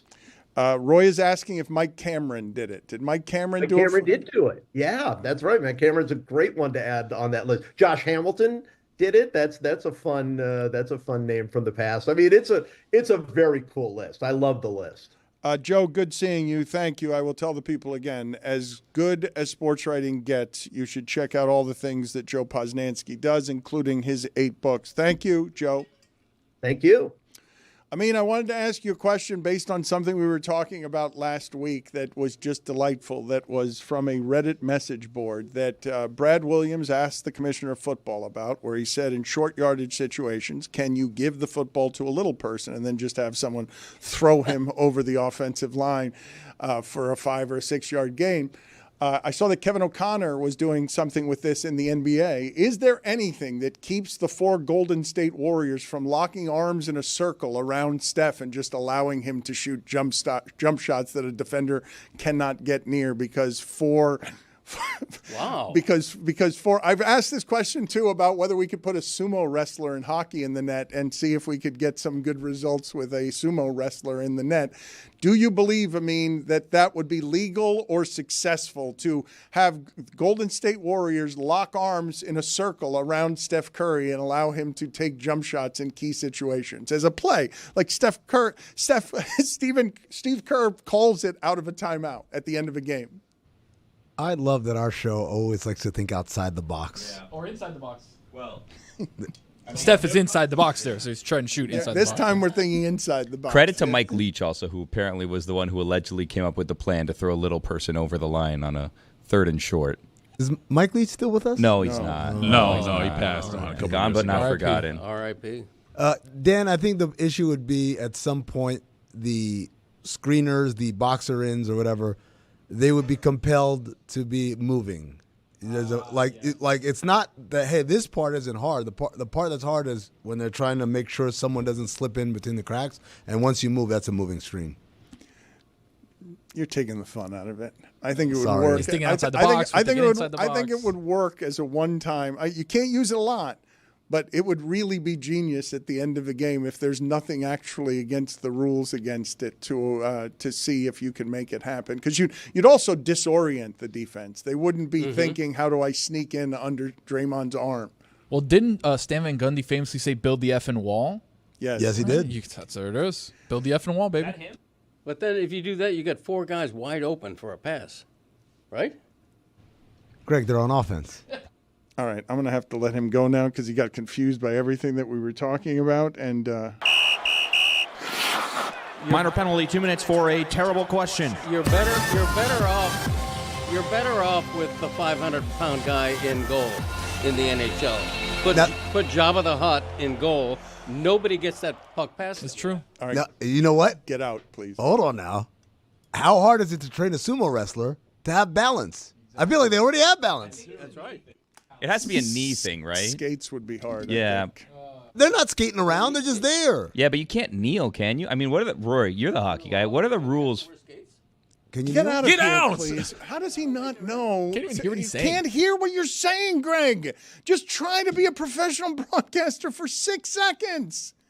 What are the rules, Roy? Can a goalie just kneel on the floor the entire time? Yeah, they can be in the butterfly position to make a save. But this question offends me because these hockey players are so accurate with their shots. They can just pinpoint a corner and get it past the sumo wrestler. Not on a sumo wrestler. The guys weigh like 500 pounds. And dude. also, let's not disrespect the fine tradition of sumo wrestling. Thank you. These guys are great Finally. athletes with great reaction times Exactly. of their own right. I think you could train one. I think you could get them out there. Here's the thing. Is there a rule that says I have to wear skates? Because if I'm the goalie, I don't really get outside that much, right? Well, yes, you can go out and play the puck as a goaltender. No, but let's assume, hey, I got a goaltender that I don't need him to play upfield or whatever, up ice. Exactly. Well, the goaltender can't cross center ice. That would be a penalty. No, we know. Yeah. Okay, Amin knows. He knows. I knew that. He means going behind the. Let's I talk don't about even- something that Amin does know about, which is Pistons Transition. and Knicks last night. I just hate when he starts asking like baseball questions and hockey questions, and they're the most remedial Well, that's how you of learn, questions. though. That's how he Hold learns. on, Dan Le Yeah. He's trying to Batard. learn, Dan. How do we educate if we are afraid of ourselves Thank you. admitting we don't know things? The childlike innocence and wonder, that's something that we should all preserve and encourage others to have. And celebrate. I shared my vulnerabilities earlier when I said I don't know the rule about dunking at a buzzer beater. I don't know if it has to be off your hands or not. Did I ridicule and belittle Mr. Gill? No. I uplifted him, and I gave him the information, and I said, thank you, Billy. Thank you for asking that question. Imagine if Thomas Edison and, Henry Ford, Benjamin Franklin were met with such, critiques when they simply ask questions. Ask a question like, hey, why is it so dark in here? And then everyone's like, oh, look at Edison. Oh, this dumbass wants to know why it's dark. Isn't there a way we could bright up the darkness? No, Thomas, idiot. And then he met a black guy who invented the light bulb and said, I like that idea. Let me have that. That's how it works, Dan. Childlike innocence and wonder. He didn't ask, let me have that. He just took it. He didn't. Yeah, nicely. It's a nice story, Dan. Please. The end of the Pistons-Knicks game, and I'm sure Detroit is soothed by this, speaking of admitting when you got it wrong. The NBA has now said, well, yeah, the officials got that wrong at the end with Hardaway. The official said I got it wrong. David Guthrie was right there. He didn't have the guts to call it. Didn't have the Guthries to call it. That soothes no one, obviously, in Detroit. That's a huge swing in that series. New York is ready to doubt and fear because of its basketball team. And at the end of that game, Detroit gets one stolen from them, right? And I always prefer no calls in that situation. I prefer you let them play a lot more in the last 10 seconds than you do at any other time. But what do you do with the admission today that they got the call wrong when Detroit's going to have his season ended over this? And it's a really nice season, but it's exactly how Detroit's season should end when they're learning playoff basketball, where Cade Cunningham can't make one of those pressure shots down the end, and Brunson is making all of those shots because Brunson's been in that situation already a bunch of times. It's exactly right, Dan. It's not about that last play. It's about, okay, did you guys value those possessions down the stretch? Did you do what it takes to win? Was everyone on the same page? And they weren't, and that's how you learn. You learn through these heartaches. But I'm going to tell you this right now. I'm surprised everyone thinks it's a foul. I'm like, this dude jumped with his leg all the way out. That ain't no natural shooting motion. Why is that a foul? You didn't think it was a foul? Nope. Nope. The official's admitting it's a foul, and you're saying it's not a foul. I'm saying that had they called that, we'd be way more outraged today. No. We'd be way more outraged. First of all, because there are 8 billion Knicks fans. Let's start there. But then second of all, it's because it's the way he was trying. He wasn't trying to make a shot. You're a He was Knicks trying fan. You're a Knicks fan. I'm not. You're impartial. What do you mean you're not a Knicks fan? I'm not a Knicks fan. I haven't rooted for the Knicks in like 25 years. What are you talking about? He's a fan of the league. Greg, what are you doing? Why are you not in the penalty box? This isn't you get to sit out there relaxing. with your thermos relaxing. Like what? Why are you not? I thought it was a beer at Got first. a big grin, Dan. He's talking. My favorite part is he's actually talking. Yes, of No course he's microphone. talking. No microphone, and he's doing show. Probably better show out there than anything that he's doing in here. Dan, can I ask you a question? Are you a fan of chicken? Yes. You are? Okay. I don't know, because, with Dan, you don't know sometimes some of these things. Unseasoned chicken? I would take that sitting down, Dan Le Batard. I'm waiting for you to ask the question that follows the question, do you like chicken, so I can get back to doing our show. Oh, I am doing show, Dan. Greg's doing his own show out there. You're asking me questions about chicken so you guys can laugh at the lack of flavor in my chicken. Where are you going with this?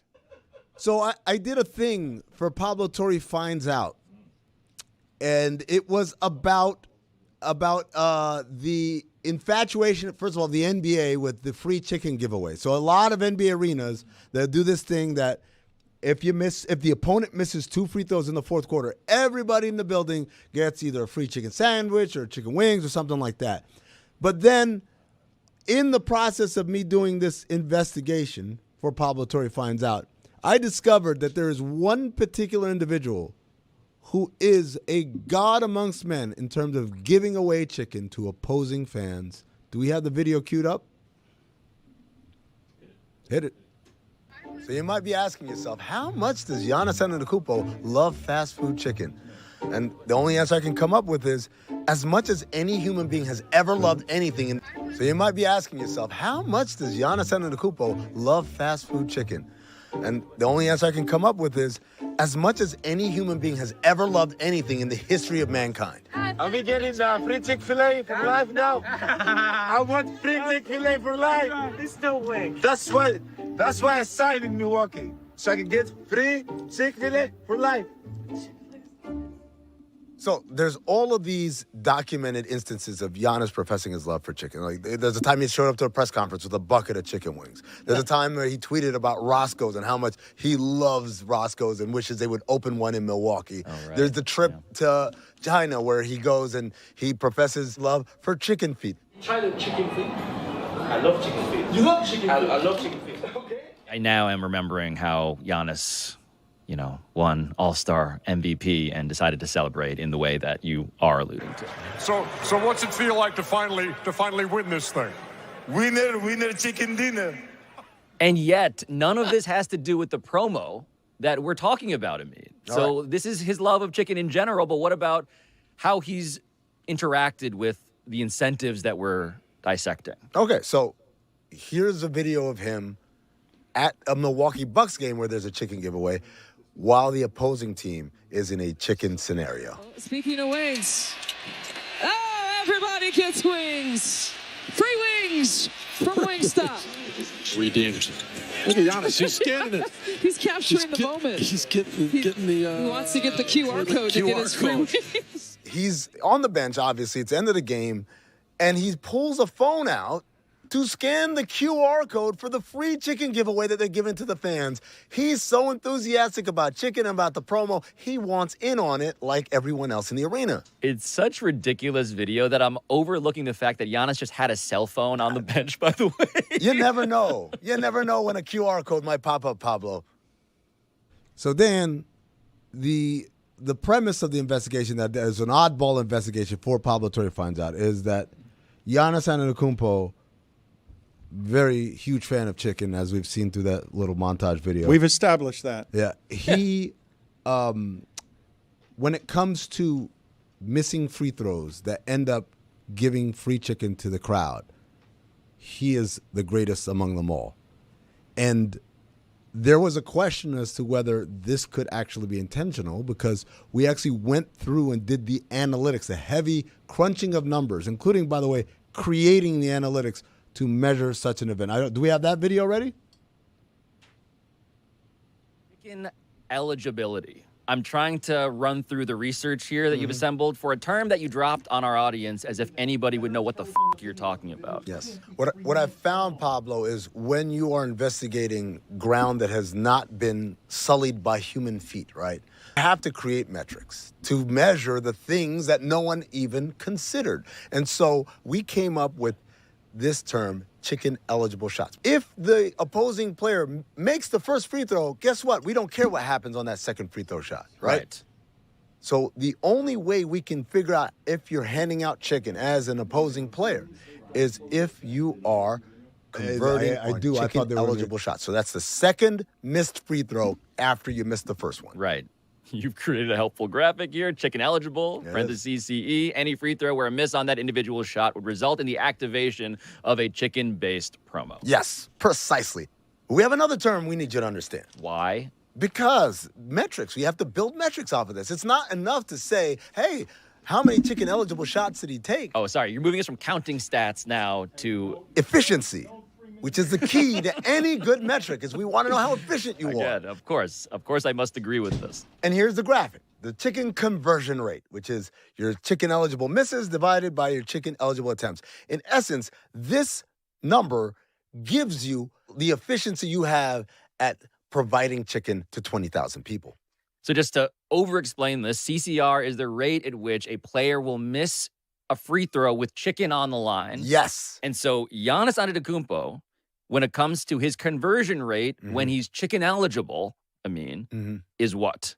So his CCR over the last 2 years, 80%. 80% of the time, he's got an opportunity to get you chicken. He comes home with it. 8 out of 10 times, Giannis is converting free chicken for the crowd. Yeah, he's shooting 20%. Yeah. That's pretty bad. It's awful. Yeah, but he's also a bad free throw shooter, though. Sure. Yeah, I mean, look, he's not great at shooting free throws, right? Overall in his career, he's in the 60% spot. But the only time we have a drop is when he's shooting free throws versus when he's shooting free throws with chicken on the line. And then that drop goes from 64% all the way down to 20%. Pablo, that is the difference. That delta that we have there is the equivalent of Steph Curry shooting a free throw versus Shaquille O'Neal. You're making an official accusation that he shoots 64% on free throws in the fourth quarter and that it goes down to 20% when it's chicken. That's not a coincidence. When the chicken's on the line, yes. I'm not making an accusation, Dan. I'm asking questions because it is an investigation. I will go on to say that you should watch the entire episode to discover our findings, including Pablo took it a step further and he went and talked to the closest source to Giannis Antetokounmpo known to man, Thanasis. I feel like we've already covered it. We don't need to have Pablo Torre finds out cover it. Like I feel like we just saw it right now. You don't know what the findings are, and you don't know what Thanasis had to say about it, and that's the important part, Dan. Okay. If you go on Pablo Torres finds out, but you're the one finding out. Well, he says he's not finding out. He says he's just asking questions. I thought an investigation didn't just ask questions. I thought an investigation came up with answers. Well, it does come up with answers. The answers, unfortunately, are in the episode that you're going to have to watch. Pablo Torre finds out, the award-winning podcast that takes journalists and others, including the Oddball crew, and investigates things that ask questions. Whoa. I don't like the way you frame that one. It takes journalists and others, like this clown over here. Are you a journalist? I am now. Hey, Dan, let me ask you a question. How many Peabodys do you have? Whoa! Might be 1-0 for Old Amin over here. You have a Peabody? I'm about to win one. Really? Pablo Torre finds out. It's nominated. You guys didn't hear? Yeah, but it's nominated for a different episode. No, that's not true. Not this episode. It's not. No, this episode is for next year's Peabodys.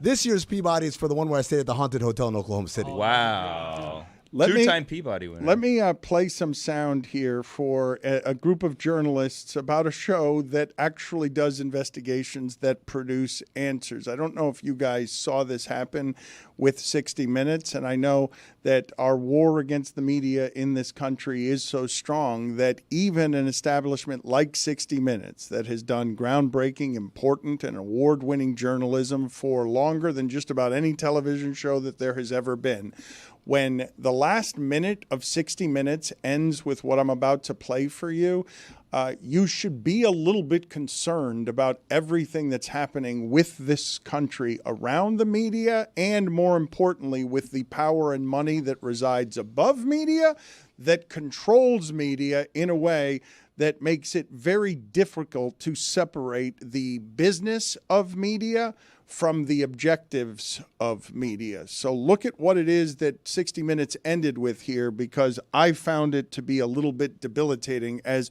I continue to see people all over America who have FU money and never say FU because, like the Cleveland Browns or anyone else who was scared by Trump yesterday, there are a whole lot of people running scared when you're arresting judges over immigration stuff.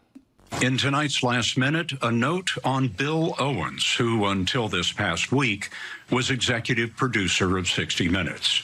He was our boss. Bill was with CBS News nearly 40 years, 26 years at 60 Minutes. Bill resigned Tuesday. It was hard on him and hard on us, but he did it for us and you. Stories we pursued for 57 years are often controversial. Lately, the Israel-Gaza war and the Trump administration. Bill made sure they were accurate and fair. He was tough that way. But our parent company, Paramount, is trying to complete a merger. The Trump administration must approve it. Paramount began to supervise our content in new ways. None of our stories has been blocked, but Bill felt he lost the independence that honest journalism requires. No one here is happy about it, but in resigning, Bill proved one thing. He was the right person to lead 60 Minutes all along. Brutal, Greg. Wow. I'm surprised Paramount let that on. Right? I mean, that was pretty damning. I always admire the John Olivers and the David Lettermans and the people who take out their employers on their employer's time and their employer's dime. But seeing that show shout, hey, we're under duress here because the money is in charge, reminds me of what happened to Jon Stewart in leaving Apple. And I've never heard him talk about it because he was doing stuff on Apple that was dangerous and honest and good. And Apple, with all the money in the world, said, no, thank you, Jon Stewart. Whatever your talent is, we'd prefer to go another route. I just think the more and more of this that happens, I am a combination of both grateful and afraid about what we do around here with the independence of these microphones, because they're getting less and less independent as people in power and people with money run away from someone who they feel like has more power and money and is more shameless about wrecking some very basic things about democracy that he doesn't respect as he tries to turn the world into his personal bank. Yeah, when you have the President of the United States undermining journalism and propagating the phrase fake journalism and fake news. No, but and being rewarded for it by a constituency and an America that is at least partially aligned with hating the media that way. Yes. More hating the media more than it loves democracy, evidently, in the behavior. That seems to be the case. But when you have billionaires buying the Washington Post and stuff like that, it undermines the whole concept because the money talks. The money's going to make a profit over journalistic integrity every time. So CBS Sunday Morning, I've told you this is a wonderful show for old people on Sundays. The demo has to be over 70 years old. I watch it. They do good television consistently, and yesterday they did the Bill Belichick interview that no one else has done, and it was super awkward. And his girlfriend Jordan was in the shadows. And when Bill Belichick was asked, how did you two meet? You hear shouted off camera, we're not going to answer that, because she was, they showed her as being a presence in everything that he was doing during the interview and that is front facing. Pablo Torre finds out on its way to a Peabody nomination, did some reporting and has reported that Jordan, his 24 or 25-year-old girlfriend, is acting basically as his manager and publicist and is handling things that he's probably too old to handle, right? If you're 72 years old, aren't we assuming that most people like Belichick or like Cody, that they can't do much of anything for themselves technologically, that they are giant technological toddlers? Absolutely. I'm surprised you can use your phone, Greg. Thank you. Thanks, Roy. You're welcome. Yeah, I'm a Luddite. What of it? That kind of thing. Exactly, that kind of thing. She's also behind, Jordan is. She's also behind Belichick's suing for trademark rights to a couple of the phrases that he made popular while with New England. So, or reportedly, she's behind that effort. So, is Bill Belichick okay? Like, are we certain he's not being held captive or like against his he's will? Doing great. Like, I don't know. He's doing amazing. Do you think he picked out the sweatshirt that he was wearing that had the holes in it? Because like that's right on the line of fashion and just slob, right? It's a thin line, fashion and slob, right? I mean, he's always kind of teetered that line. But I can't decide if that outfit was picked out for him or not. I don't think he picks out anything anymore. Well, and which, by the way, if all you wanted to do was coach football, all these other decisions get in the way. What should I wear? What do we eat? What do I post on Instagram? Now you found this wonderful human being who takes care of all of those things. This is the best thing ever. You might be right. Like, this might be his dream, right? He doesn't have to do anything but think about football. even in the interview, right, where we're like, this is not a typical interview.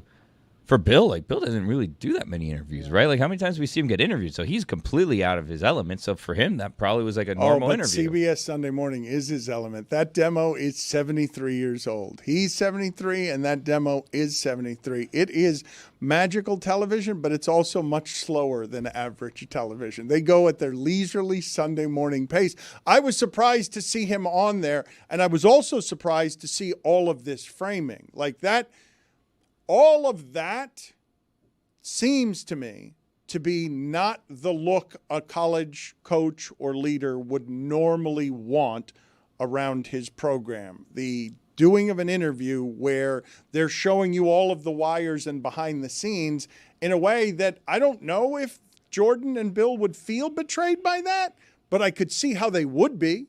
I could see how they would not like the off-camera stuff ending up on camera because of whatever salacious content is around. Everybody's curious. Everybody in sports is curious about what's happening in that relationship. As a journalist, and I don't want to go down journalism talk, but like as a journalist, how did you feel about that? Because that very much seemed like off the record kind of things that were going on. It's in the middle of an interview, but it was off camera, off scene. I don't think that they anticipated that there'd be a camera pointing off to the side where you would see Jordan in the background and hear her kind of interrupting.